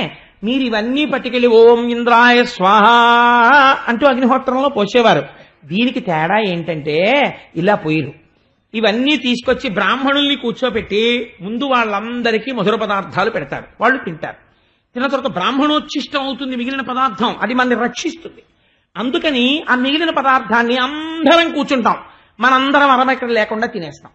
ఆ తర్వాత కుక్కలు ఇలాంటివి ఉంటాయి, వాటన్నిటినీ కూడా పిలిచి పిలిచి ఎక్కడున్నా సరే వాటికి కూడా పెడతాం. ఆ తర్వాత మన పశువులన్నింటికి మంచి గడ్డి, జనప కట్టలు ఇవన్నీ పెడతాం, అవన్నీ తింటాయి. తిన్న తర్వాత కొన్ని కడవలతోటి పదార్థం పక్కన పెడతాం. పిల్ల, పిచుక, మేక, కుక్క, గోపకాంతలు, గోపాలురు, గోపబాలురు, నేను, మీరు అని ఏమీ చూసుకోకుండా లేగదూడలతో సహా అందరం గోవర్ధనగిరికి ప్రదక్షిణం చేస్తాం చక్కగాను. అరుణాచలానికి గిరి ప్రదక్షిణం చేసినట్టు గోవర్ధనగిరికి నాన్నగారు 20 కిలోమీటర్లు ఉంటుంది. నడవలేని వాళ్ళు ఆటోలు ఎక్కేయచ్చు. ఆటోలు ఎక్కేయచ్చు అంటే బళ్ళెక్కేయచ్చు. బళ్ళెక్కేసి కానీ ఉత్తినే కూర్చోకూడదు నాన్నగారండి, ముందే చెప్తున్నాను. ఎలా ఓం అరుణాచలాయ నమః, అరుణాచలాయ నమః అంటూ పెడతారో అలా వీళ్ళు కూడా లోపల కూర్చుని వాళ్ళ ఇష్టదైవాన్ని ఎవరినైనా తలుచుకుంటూ పాటలు పాడుకుంటూ రావాలి. ఆవులు, దూడలు అందరం చక్క ప్రదక్షిణం చేస్తాం. ఆఖరణ బయలుదేరే ముందు ఈ పదార్థాలన్నీ పట్టుకెళ్ళి గోవర్ధనగిరి మీద పోసేస్తాం. మీకు నేను నిజం చెప్తున్నాను నాన్నగారండి, మీరు అలా పోసి ప్రదక్షిణం చెయ్యండి. గోవర్ధనగిరిలోంచి గోవర్ధన పురుషుడు వస్తాడు, వచ్చి మీరందరూ చూస్తూ ఉండగా తింటాడు. మనం ఆయన్ని చూస్తూ ప్రదక్షిణం చేస్తాం. బాగుందా లేదా అన్నాడు. అమ్మో ఇదేదో చాలా బాగుందిరా, అయితే అలా చేద్దామన్నారు అందరూ. అంతే, మర్నాడు వండేశారు. చెప్పేశాడు కదా లిస్ట్ అంతా. ఇంద్రయాగంబునకేమేమి తెప్పించు రవియల్ల తెప్పింపుడరసి మీరు. పాయసము, అపూపంబులు, సైదపు పిండి వంటలు, పప్పు, బహురసాన్నంబులు వండింపుడు, ఇవన్నీ వండించేశారు. కడవలు శుభ్రంగా కూర్చోబెట్టారు. అందరూ తినేశారు. పశువులకి గడ్డి పెట్టేశారు. ఈ కడవలు తీసుకెళ్లారు. కొన్నింటిని తీసుకెళ్లి గోవర్ధనగిరి మీద వంపేశారు. వంపేసి కిందకొచ్చారు. చెప్పాడు కదా ప్రదక్షిణం చేయమని. అందుకని పాటించి గాన విద్య పాఠంబున తేటు లెక్కి బహుతానములన్ పాటల గంధులు కృష్ణుని పాటలు పాడిరి విరోధి పాటనుడనుచున్. ఇష్టదేవతానామస్మరణ చేసుకుంటూ వెళ్ళమన్నారు కదా, వాళ్ళకి ఇష్టదేవతానామస్మరణం అంటే ఏమిటో తెలుసా అండి? ఓ గమ్మత్తు ఉంటుంది. మీరు ఏ స్వరూపాన్ని పూజ చేస్తున్నా మీ మనస్సు దేని మీదకి ఇష్టమో దాని మీదకి వెళ్ళిపోతుంటుంది. వెళ్ళిపోతూ ఆ చూస్తున్న స్వరూపంలో మీ ఇష్టదేవతని చూసుకుంటారు. అలా చూసుకోవడం నిజమైనటువంటి పరిణితి పొందడం. ఆ స్థాయి అందరికీ రాదు. అలా రావాలంటే దానికి ఒక గొప్ప స్థితిని పొందాలి. అలా పొందినవాడు మాత్రమే అలా చూడగలుగుతాడు. ఒకసారి వెంకటాచలం వెళ్ళారు. వెడితే చంద్రశేఖర పరమాచార్య స్వామిని అక్కడ ఉన్నటువంటి వాళ్ళందరూ నమస్కారం చేసి కూర్చోపెట్టి, అయ్యా మీరు మహానుపురుషులు వచ్చారు, ఏదైనా అనుగ్రహ భాషణం చేయండి అన్నారు. అంటే వారన్నారు, ప్రపంచమునందు 2 తిరుమలలు ఉన్నాయన్నారు. అంటే కూర్చున్న వాళ్ళలో సగం మంది వెనక్కి పడిపోయారు. ఇదేంటి 2 తిరుమలలు ఉండడం, ఒకటే కదా తిరుమల మనకి తెలిసి. 2 తిరుమలలు ఉన్నాయంటారు ఏమిటినా? లేదా 2 శ్రీశైలములు ఉన్నాయన్నారు. రెండో మాటకు మరీ పడిపోయారు. ఒకటే శ్రీశైలం ఉంది, 2 తిరుమలలు లేవు, 2 శ్రీశైలాలు లేవు అన్నారు. అంటే ఆయన అన్నారు, ఒకటి కింద తిరుమల, ఒకటి పైన తిరుమల, లేదా ఒకటి పైన శ్రీశైలం, ఒకటి కింద శ్రీశైలం అన్నారు. అదేమిటని మీరు అనుకుంటున్నారా? నేను చెప్తాను వినండి. తిరు అంటే ఏమిటి తమిళంలో? గౌరవవాచకం. శ్రీ తిరు రామచంద్రన్, తిరుకోటేశ్వరరావు అంటారు. తిరు అంటే శ్రీ, మలై శైలము, తిరుమలై శ్రీశైలము, అక్కడ ఉన్నది శ్రీశైలము. అక్కడ శ్రీశైలవాసి, ఇక్కడ శ్రీశైలవాసి. అలాగే ఇక్కడ తిరుమలవాసి, అక్కడ తిరుమలవాసి. ఇక్కడ కరచరణాదులతో ఉన్నాడు, అక్కడ కరచరణాదులు లేని అరూపరూపి అయి ఉన్నాడు. ఇక్కడ ఎవరిని పట్టుకున్నావో అక్కడ వాణ్ణే పట్టుకుంటున్నావు. ఇక్కడ ఇలా చూసి ఆనందిస్తావు, అక్కడ అలా చూసి ఆనందిస్తావు. ఉన్నతత్వం ఒక్కటే. ఎంత ఆశ్చర్యకరమైన మాట అండి నిజంగా. ఎంతమంది అనగలరా మాట? ఆ మాట అనడానికి ఎంత సంస్కార బలం ఉండాలి, ఎంత అర్థం చేసుకోవాలి. నిజంగా వ్యాసుడు వరాహపురాణంలో అలాగే అన్నాడు. శ్రీశైలే పూరయిష్యామి కించిత్తావాదనంతరం అన్నారు వెంకటేశ్వర స్వామి వారు. యశోదాదేవి అడిగితే కోరిక శ్రీశైలంలో పూర్తి చేస్తానమ్మా, నీ కోరిక అక్కడ చూద్దువు గాని కళ్యాణం అన్నారు. పద్మావతి కళ్యాణం శ్రీశైలంలో జరిగింది. శ్రీశైలం అంటే వెంకటాచలం, తిరుమల. కాబట్టి పురాణంలో దాని పేరు శ్రీశైలం. కాబట్టి 2 శ్రీశైలాలు ఉన్నాయన్నారు. ఇక్కడ చూడగలిగిన వాడికి అంతటా ఒక ఈశ్వరుడే ఉంటాడు. ఇష్టదేవత అన్ని చోట్ల కనపడుతుంటారు. ఎన్ని జన్మలెత్తినా నాకు ఆ సాంబశివాశివుడే నా యొక్క ఆరాధ్య దైవము అని వెంటనే ఆ వెంకటేశ్వరుడే నా పరబ్రహ్మము, ఆయనే ఈయన. ఆ అనడంలో వెంకటేశ్వర స్వామి వారిని చూస్తే అమ్మో నేనైనా పొరపాటున వచ్చానేమోనని ఇలా వేళ్లు విరుచుకోవడాలు ఏముండవు. ఈశ్వరుడే నా కట్టెదుట ఇలా కనపడుతున్నాడు ఇవాళ అని. కట్టెదుట కాణాచి అయిన కొండ, ఆ తిరుమల కొండ అని అన్నమాచార్యుల వారు పిలిచినట్టు పొంగిపోయారు. ఆ పొంగు అంతటా ఈశ్వరుణ్ణి చూడటంలో రావాలి, లేకపోతే రుద్రాధ్యాయం ఎన్నాళ్ళు చేస్తే నీకు పనికొస్తుంది. నీకు వెంకటేశ్వర స్వామిలోనే శివుడు కనపడకపోతే నమ్మ చోరా అయితే అని దొంగలో నీకు శివుడు కనపడతాడా? ఒక్కనాటికి కనపడ్డు. నువ్వు బతికున్నన్నాళ్ళు నువ్వు శివాభిషేకం చేసినా నీకు ఎప్పటికీ నువ్వు శివభక్తుడవు కాలేవు. నీకు ఈశ్వరుడి రూపాల్లోనే ఏకత్వం కనపడలేదు, నీకు రుద్రాధ్యాయంతో శివుడు కనపడ్డా? పచ్చబద్ధం. నీకు శివుడి యందు వెంకటేశ్వరుడు కనపడలేదు, నువ్వు సర్వశివస్థానుభూతాదిర్నిధిరవ్యయ అని విష్ణు శాస్త్రం చెప్తావా? నువ్వు ఒక్కనాటికి విష్ణు భక్తుడివి కాలేవు. ఇద్దరు ఒకటే అన్ననాడు నువ్వు నిజంగా భక్తుడివి కాగలిగావు, ఇటైనా అటైనా. ఈ స్థితిని చూపిస్తున్నారు చూడండి. ఆయన ఇష్టదైవం వైపుగా వాళ్ళ మనస్సు మళ్ళింది. కృష్ణుడు వాళ్ళ ఇష్టదైవము, వాళ్ళకి తెలియక్కర్లేదు దైవమని. కామోత్కంఠత గోపికల్ భయమునన్ కంసుండు వైరక్రియా సామగ్రించి చుపాల ముఖ్య నృపతుల్ సంబంధులై వృష్ణులున్ ప్రేమన్ మీరలు భక్తి మేము ఇది చక్రం గంటిమి ఎట్లైన నుద్ధా మధ్యానగరిష్ఠులైన హరిచందన్ వచ్చు ధాత్రీశ్వర. తరచు చెప్తుంటాను కదా నారదుడి. అందుచేత వాళ్ళ మనస్సు కృష్ణుడి మీద వెళ్ళిపోతుంటుంది. అందుకని పాటించి గాన విద్య పాటవమున తేటు లెక్కి బహతాన ములన్ పాటల గంధులు కృష్ణుని పాటలు పాడిరి విరోధి పాటనుడనుచున్. ఎంతమంది శత్రువులు వచ్చినా మా చిన్ని కృష్ణుడు చంపేశాడు. మా కృష్ణుడే కృష్ణుడు అని వాళ్ళందరూ ఆ కృష్ణుని లీలలన్నీ తలుచుకుంటూ పెడుతున్నారు.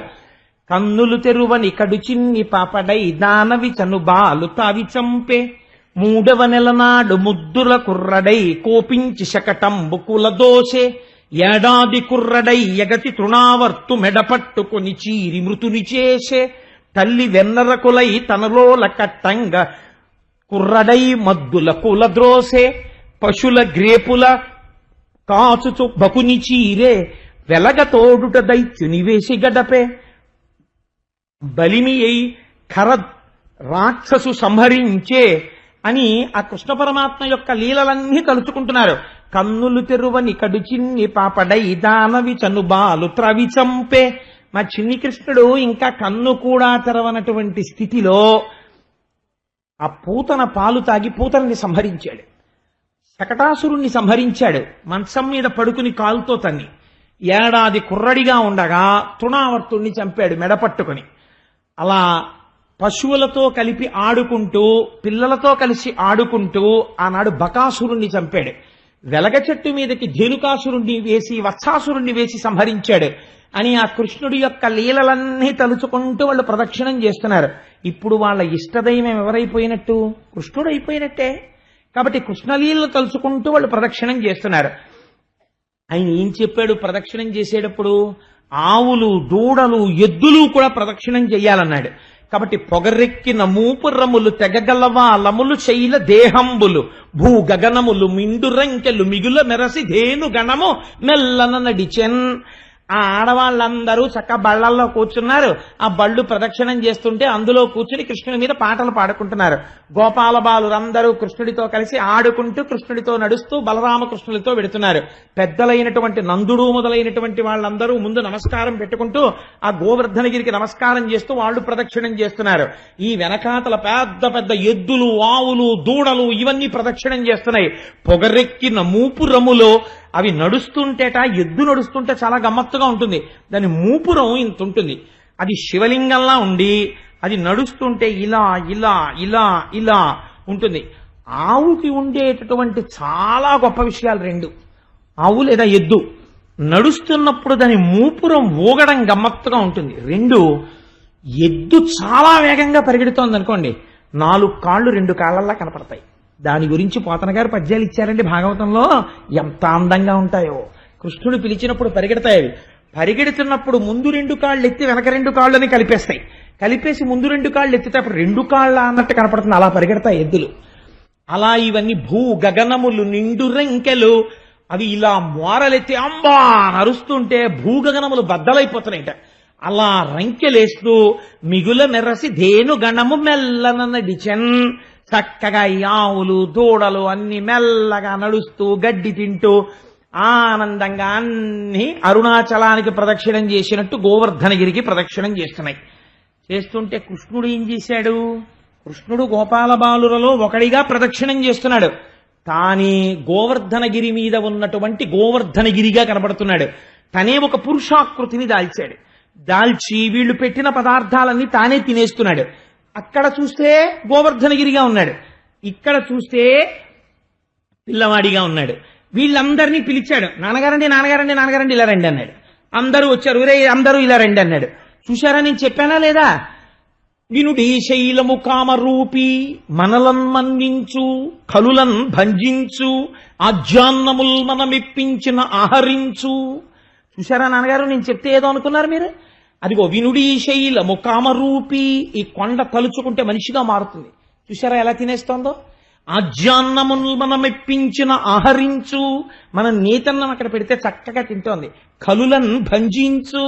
మన శత్రువులు ఎవరైనా ఉంటే వాళ్ళని అణిచేస్తుంది అని చిత్తంబులో నలుకంపాతిశయంబు చేసమనపై నంచున్ సగోపాలుండై వనజక్షుండు నమస్కరించ గిరికిన్ మందారుడై.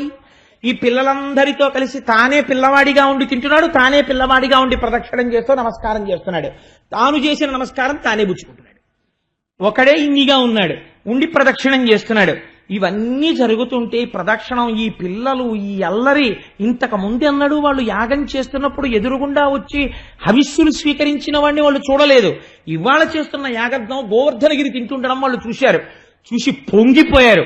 ఏం ఆశ్చర్యం రా, నిజమే మన చిన్ని కృష్ణుడు చెప్పింది. అదిగో చూసావా ఎలా తింటోందో గోవర్ధనగిరి అనుకున్నారు.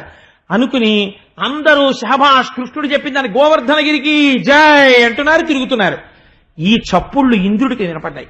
ఏమిట్రా ఈ అల్లరంతా, ఏం జరుగుతోందిరా బృందావనంలో అన్నాడు. అంటే భటులు అన్నారు, అయ్యా మీరు కోపం తెచ్చుకోనంటే ఒక మాట, ప్రతి ఏడాది మీకు వాళ్ళు ఒక పెద్ద యాగం చేస్తుంటారు కదా వానలు పడాలని.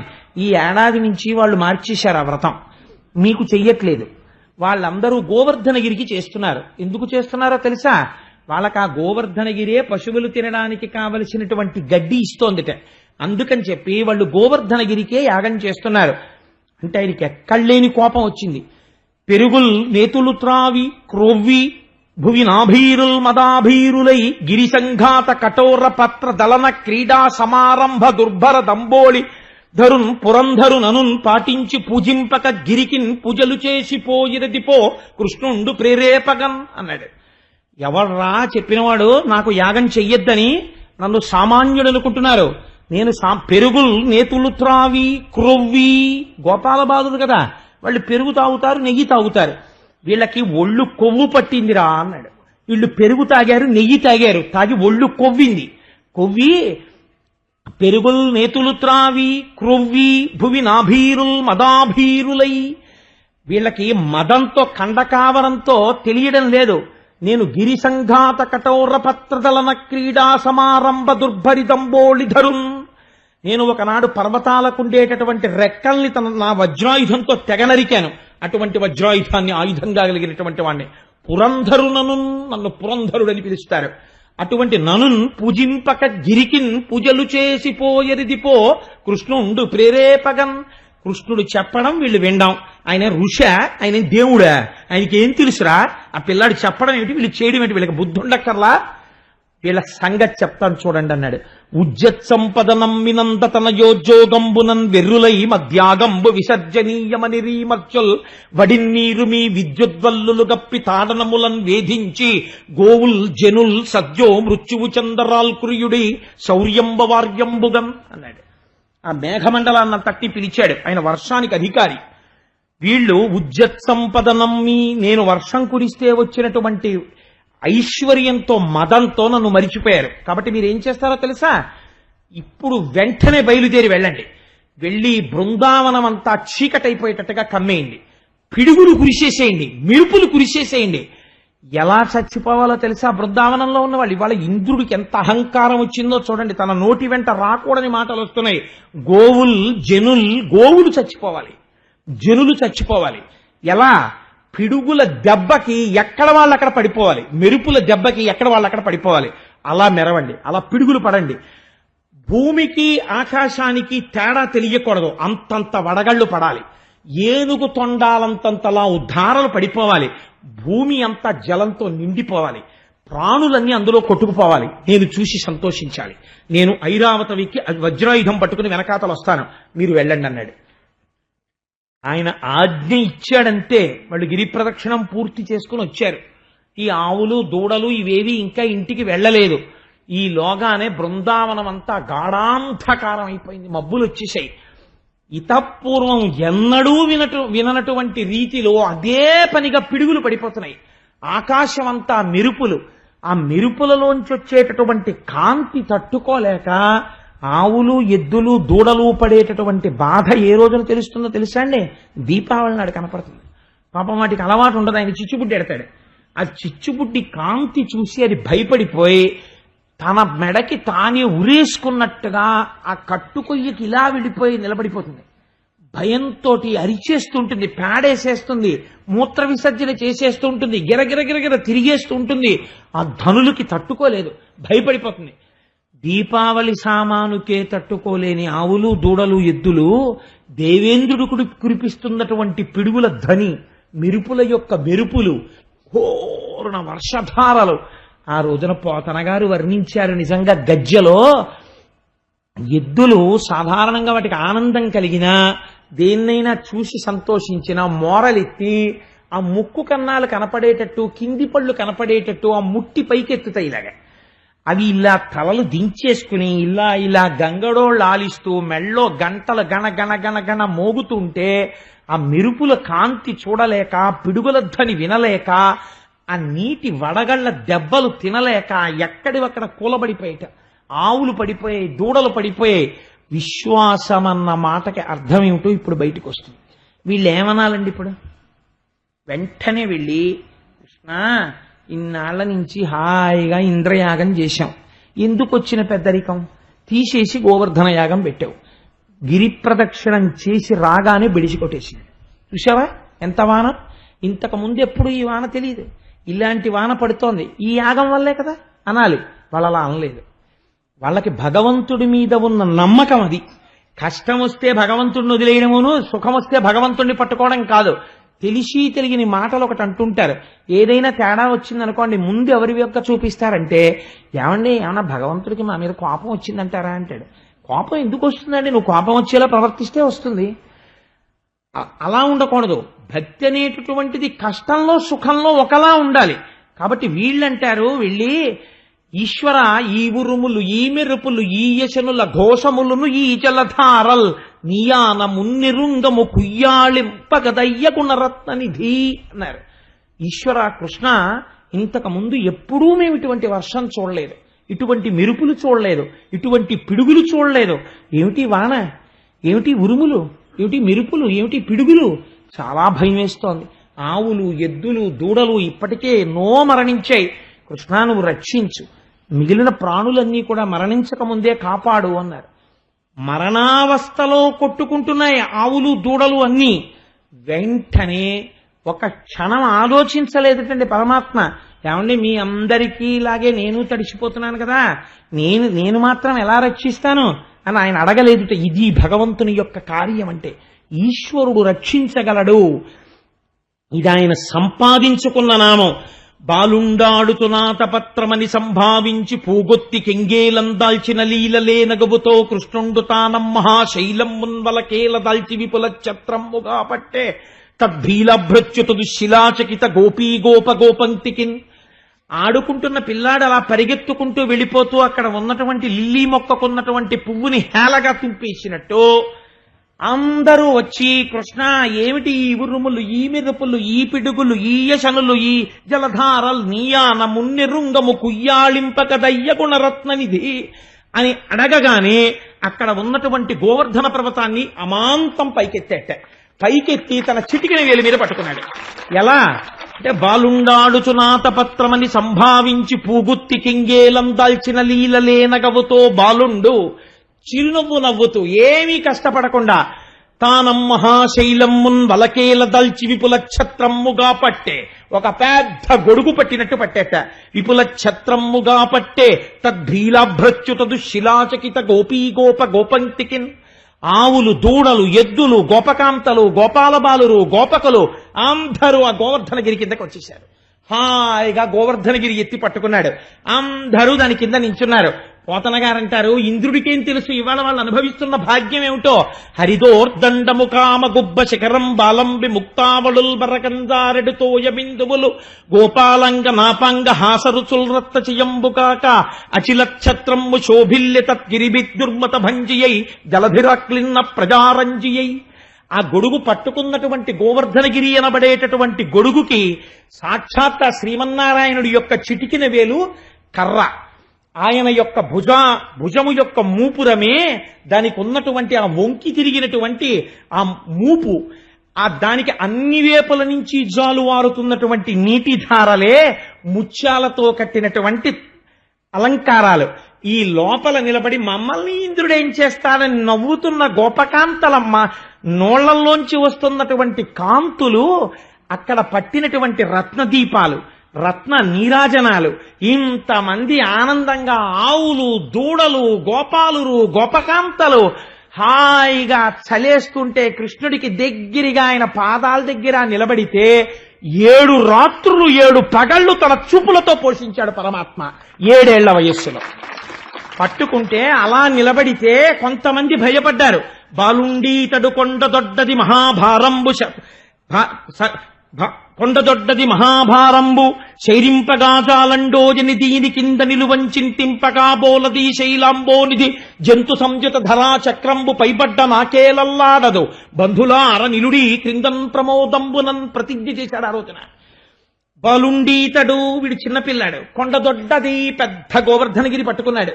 ఏమో తొందరపడి లోపలికెడితే పిల్లాడు వదిలేస్తే ప్రమాదం వస్తుందేమో అని బయట నించుంటున్నారేమో. బంధువులారా నన్ను నమ్మండి, ఆయన కర్మండి బంధువులారా అని పిలవవలసినటువంటి అవసరం. బంధువులారా అని పిలుస్తున్నాడు. బాలుండీతడు కొండదొడ్డది మహాభారంబు సైరింపగా జాలండోయని దీని కింద నిలువన్ చింతింపగా బోలదు. అలా బెంగ పెట్టుకోకండి. ఈ శైలాంబోనిది జంతు సంయుత ధరా చక్రంబు పైబడ్డ నాకేలల్లాడదు. ఈ సమస్త బ్రహ్మాండములు వచ్చి ఈ గోవర్ధనగిరి మీద పడిపోయినా సరే ఈ కొండ కదలదు. మీకు రక్ష నేను చెప్తున్నాను. వచ్చి కొండ కింద చేరండి, మిమ్మల్ని నేను రక్షిస్తానన్నాడు. అందరూ వచ్చి కొండ కింద చేరారు. వర్షపు చుక్క పడలేదు, ఒక ఆవు తడవలేదు. హాయిగా పడుకున్నాయి, తిన్నవి తిన్నాయి. గడ్డి తినలేదు, వంట చేసుకోలేదు, ఒక వంట వండుకోలేదు. తీర్థయాత్రకి వెళ్ళేసి ఇంటికి తిరిగి వచ్చేసే ముందు ఆడవాళ్ళు అంటారు, మళ్ళీ మేము మా వంటిల్లు మొదలని. అలా 7 రోజులు వంట చెయ్యక్కర్లేదు, పెట్టక్కర్లేదు. అందరినీ ఎలా పోషించాడు. వక్రలక్ష్మి పరివాహచలం మీనభలోచన, మీనాక్షి తత్వంతో పోషించాడు ఆయన రోజున. చాప పిల్లల్ని చాప తను కన దృష్టితో ఎలా పోషిస్తుందో అలా 7 రాత్రులు 7 పగళ్లు తన చూపులతో పరమాత్మ పోషించాడు. 7 రాత్రులు 7 పగళ్ళు అయిపోయిన తర్వాత ఇంద్రుడు చూశాడు. ఏరా ఎంతమంది పడిపోయారన్నాడు. నీ మొహం ఒక్కడ పడలేదు. ఏమైందన్నారు. ఏమైంది ఏమిటా, నువ్వు కృష్ణుడు ఎందుకు పనికి వస్తాడు. ఉజ్జత్ సంపదనం వినంద తనయోద్యోగంబునైన్ వెర్రులై అన్నావే, వాడు గోవర్ధనగిరి ఎత్తి పట్టుకున్నాడు. 7 రాత్రులు 7 పగళ్ళు మా దగ్గర ఉన్న స్టాక్ అంతా అయిపోయింది. అన్ని పిడుగులు వేశాం, అన్ని ఉరుములు ఉరిమాం. అన్ని పిడుగుల కన్నా పెద్ద పిడుగులో వాడున్నాడు. నీలతోజద మధ్యస్థ విద్యుల్లేకే భువాస్వర. పోని వాళ్ళు ఏడవకపోతే పీడాపోయారు. వాళ్ళు ఎంత సంతోషంగా ఉన్నారో. అన్ని కుటుంబాల వాళ్ళు ఓ చోటే చేరిపోయి సుఖంగా అదో చిన్న బృందావనం అయిపోయింది గోవర్ధనగిరి కింద. హాయిగా ఆయన్ని చూస్తూ కూర్చున్నారు. వాళ్ళకి చిత్రం ఏంటంటే వంట అక్కర్లేదు, తిండి అక్కర్లేదు. రోజు కన్నా బి కాంప్లెక్స్ న్యూరోబియాన్ చేసుకున్న వాళ్ళలా ఉన్నారు. ఇప్పుడు బయటకు వస్తే ఇది అంటారన్నారు. ఇంద్రుడు చూసి అన్నాడు, ఒరే నాకు ఏదో తేడాగా అనిపిస్తోంది, ఆపేయండి వాళ్ళని. వర్షం ఆగిపోయింది. ఆగిపోయిన తర్వాత అనుమానం వచ్చి రూపంలో పరబ్రహ్మ ఉన్నాడా, నా పదవి ఎగిరిపోతుంది ఇప్పుడని భయం వేసి దగ్గరకు వచ్చాడు. దగ్గరకు వస్తే చూసేటప్పటికి ఒక్కసారి మహానుభావుడు దర్శనమిచ్చాడు.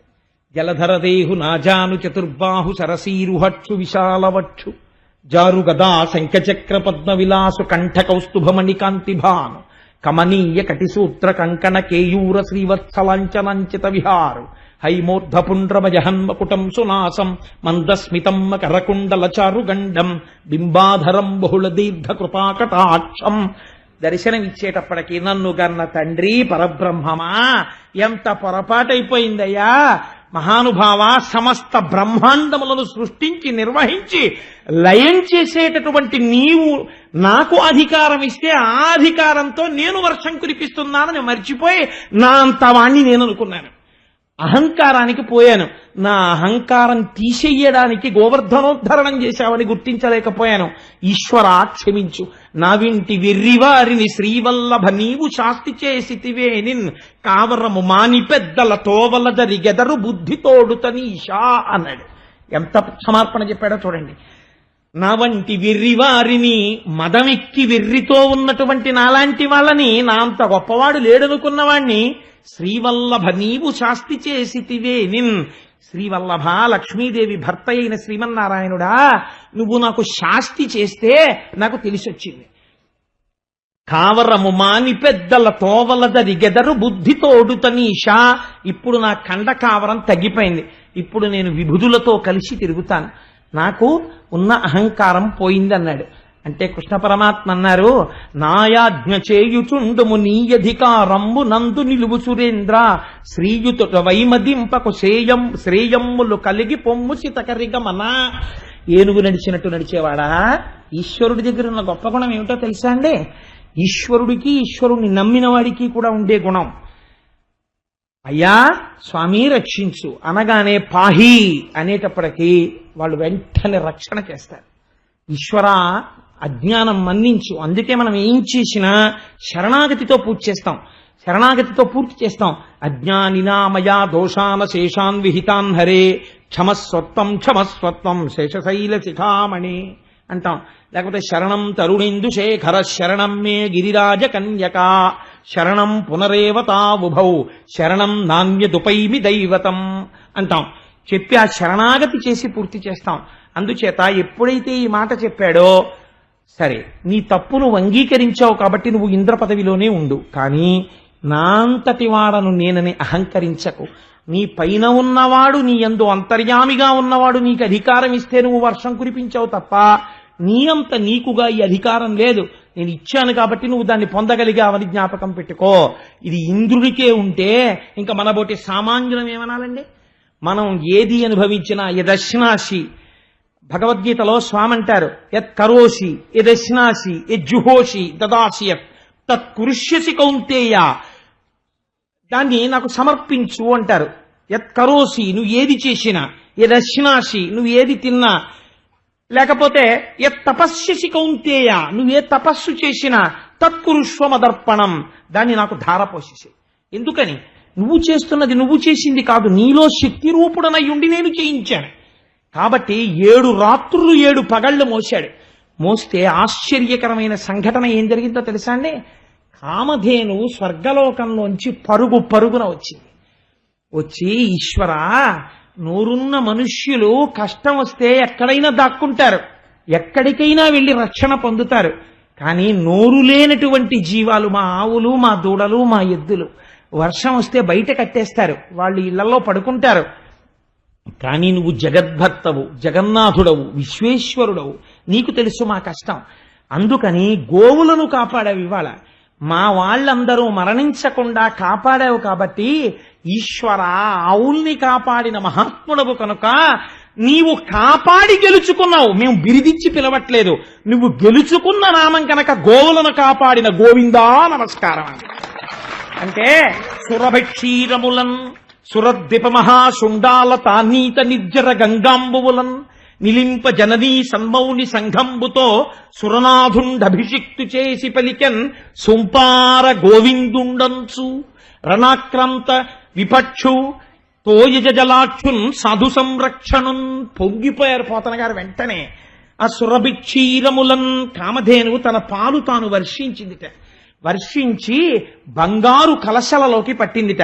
ఐరావతం పరుగు పరుగున వెళ్లి ఆకాశగంగలో ఉన్నటువంటి నీళ్లని పట్టుకొచ్చిందిట.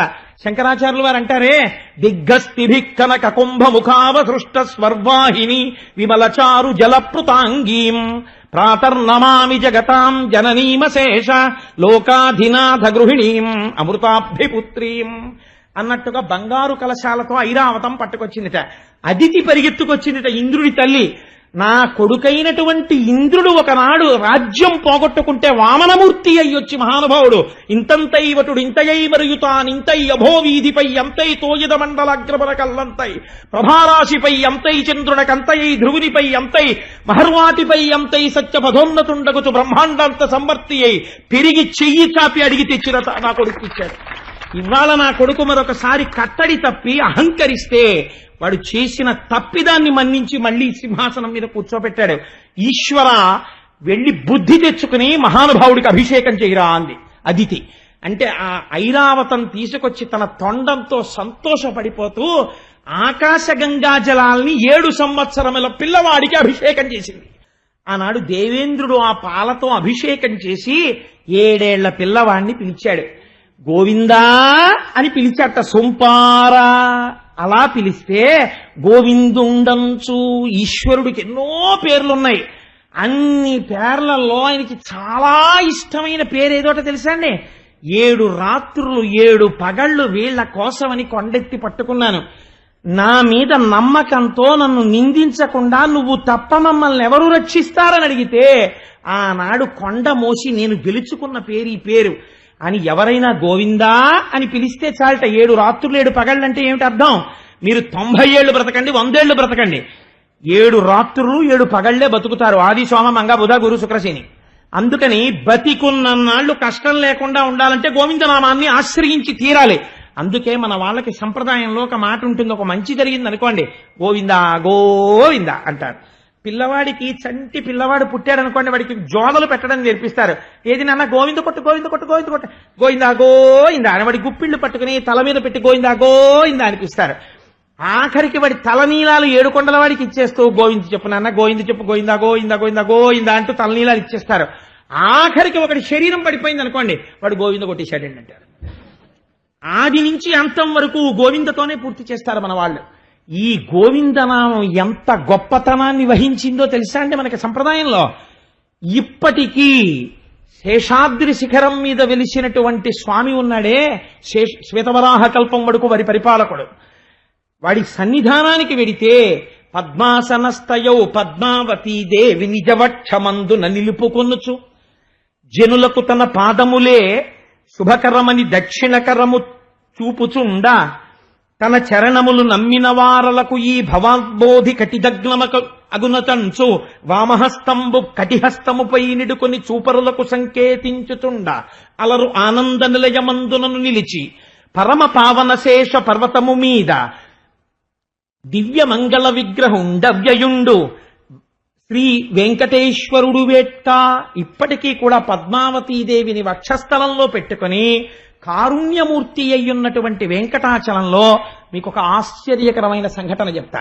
నేను ఒకసారి 7 కొండలు కాలినడకన ఎక్కుదామని ఎక్కుతుంటే ఒక 90 సంవత్సరాల వృద్ధుడు నడుము కొంత వంగిపోయింది.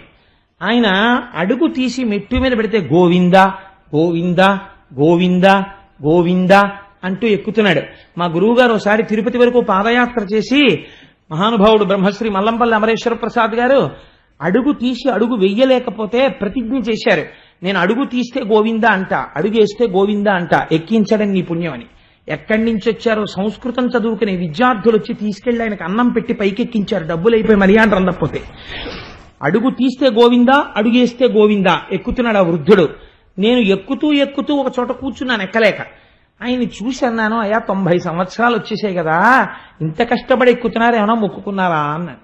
ఆయన ఆగన్నాడు, ఓయ్ పిల్లాడా ఎంత మాట అన్నావోయ్, మమ్మల్ని కాపాడడానికి మాకు ఇంత కూతవేటు దూరంలో వెలిసిన మా స్వామి, నేను పుట్టి బుద్ధిరిగి నాకు జ్ఞానం వచ్చినప్పటి నుంచి కొండలా ఎక్కుతూనే ఉన్నాను, 90 ఏళ్ళు వచ్చాయి ఈ కట్టెకి, అయితేనే అడుగు తీస్తే గోయిందా, అడుగేస్తే గోయిందా, వాడే ఎక్కిస్తాడన్నారు.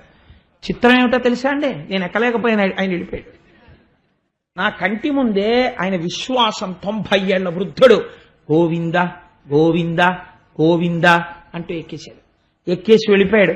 అందుకే మహానుభావులు అంటారు, ఆ వెంకటాచలంలో ఇప్పటికీ మీరు చూడండి, కాటేజీలు రిజర్వేషన్ చేసుకున్న వాళ్ళది కాదండి భక్తి, కాటేజెస్ లేకపోయినా చలిగాలిలో ఇంతంత చంటి పిల్లల్ని పెట్టుకుని తలనీలాలు ఇచ్చేసి బోడిగుళ్లతో వాళ్ళు తెచ్చుకున్న పులిహార తినేసి అక్కడే రోడ్ల మీద పడుకుంటారు. రోడ్ల మీద పడుకుని నిద్రపోయే వాళ్ళు తెచ్చుకున్న ట్రంకు పెట్టి నెత్తి మీద సంకలో తలనీలాలు ఇచ్చేసిన పిల్లాడు. ఒక్కటే నమ్మకం, 7 కొండలవాడా అని ఎవరందరూ, అక్కడికి వెళ్ళిన వాళ్ళందరూ గోవిందా గోవిందా అంటుంటారు, వెళ్ళిపోతుంటారు. అందుకే గోవింద నామముల్ గొంతెత్తి పాడుచు కొండల నెక్కెడి భక్తులొకట, తలతీషీతుమా ఇలవేలు పంచును తల వెంట్రుకలనిచ్చు భక్తులొకట, స్వామిని దర్శించి సంతోషమాగక పరవశులగు పుణ్య పురుషులొకట, భక్తిమీర ప్రసాదంబు అరగించి ఆస్వాదించు భక్తుల గుంపులొకట, ఎచట ఎవరి నోటను విన్నను స్వామి మాటే, ఎవరు ఏ పని చేసిన స్వామి కొరకే, స్వామి నటించుచుండు ఈ శైలమందు. ఆ కొండ ఎక్కుతుంటే గోవిందా, తలనీలాలు ఇస్తే గోవిందా, ప్రసాదం తింటే గోవిందా, ప్రసాదం పెడితే గోవిందా, ఎక్కడ చూసినా గోవిందా గోవిందా అదే నామం. ఆ నామంతో ప్రతిధ్వనించిపోతూ ఆ 7 కొండలు, ఆ వెంకటాచలపతి ఆనాటి నుంచి ఈనాటి వరకు ఎక్కడైనా ఉందండి, రాత్రి లేదు పగలు లేదు. మాడవీధుల్లో నేను ఒకనాడు సహస్రదీపాలంకార సేవ చేసి మబ్బులేస్తున్నాయి, గబగబా సేవ పూర్తి చేశారు. ఇంతలో వర్షం ప్రారంభం అయిపోయింది, నించున్నాం. మాడవీధుల్లో ఒక ఆయన ప్రదక్షిణం చేస్తున్నాడు, ఎలా పొర్రుదండారు పెట్టుకుంటూ ప్రదక్షిణం చేస్తుంటే హోర్న పడిపోతున్నటువంటి వర్షపు నీరు చెవుల్లోకి వెళ్ళిపోతోంది, ముక్కుల్లోకి వెళ్ళిపోతోంది. ఆయన అలాగే ప్రదక్షిణాలు చేసుకుంటూ వెళ్ళిపోతున్నాడు. మహానుభావుడికి ఏ కోరిక తీర్చాడో, ఒక్కొక్క స్త్రీ తల నీలాలు ఇచ్చేస్తుంది, ఆవిడ పసుపుతాడు జారిపోతోంది అనుకున్నప్పుడు ఆవిడ ఐదోతనం నిలబెట్టాడో, ఒక్కొక్క తల్లి నిలువు దోపిడీ ఇచ్చేస్తుంది. ఉన్న ఒక్కగానొక్క కొడుకు వెళ్ళిపోయే స్థితిలో 7 కొండలవాడు ఏ మొరలు విన్నాడో, ఎంత మందో రాత్రి లేదు పగలు లేదు ఆ స్వామి వెంట అలా పడుతున్నారంటే అంధవిశ్వాసం కాదు. ఎంతమందిని ఎన్ని రూపాల్లో కాపాడాడో, ఎందుకని కాపాడగలుగుతున్నాడు, ఇప్పటికే ఆయన చేసిన ప్రతిజ్ఞ ఆయనకి జ్ఞాపకానికి వస్తుంది. అమ్మో నేను ఇలా కూర్చుంటే కనపడనేమో ఎవరికైనా, నన్నందరూ ఇంత ప్రేమతో ఆనాడు భాగవతంలో నేను 7 రోజులు ఎత్తాను కొండ, గోవిందనామం గెలుచుకున్నాను.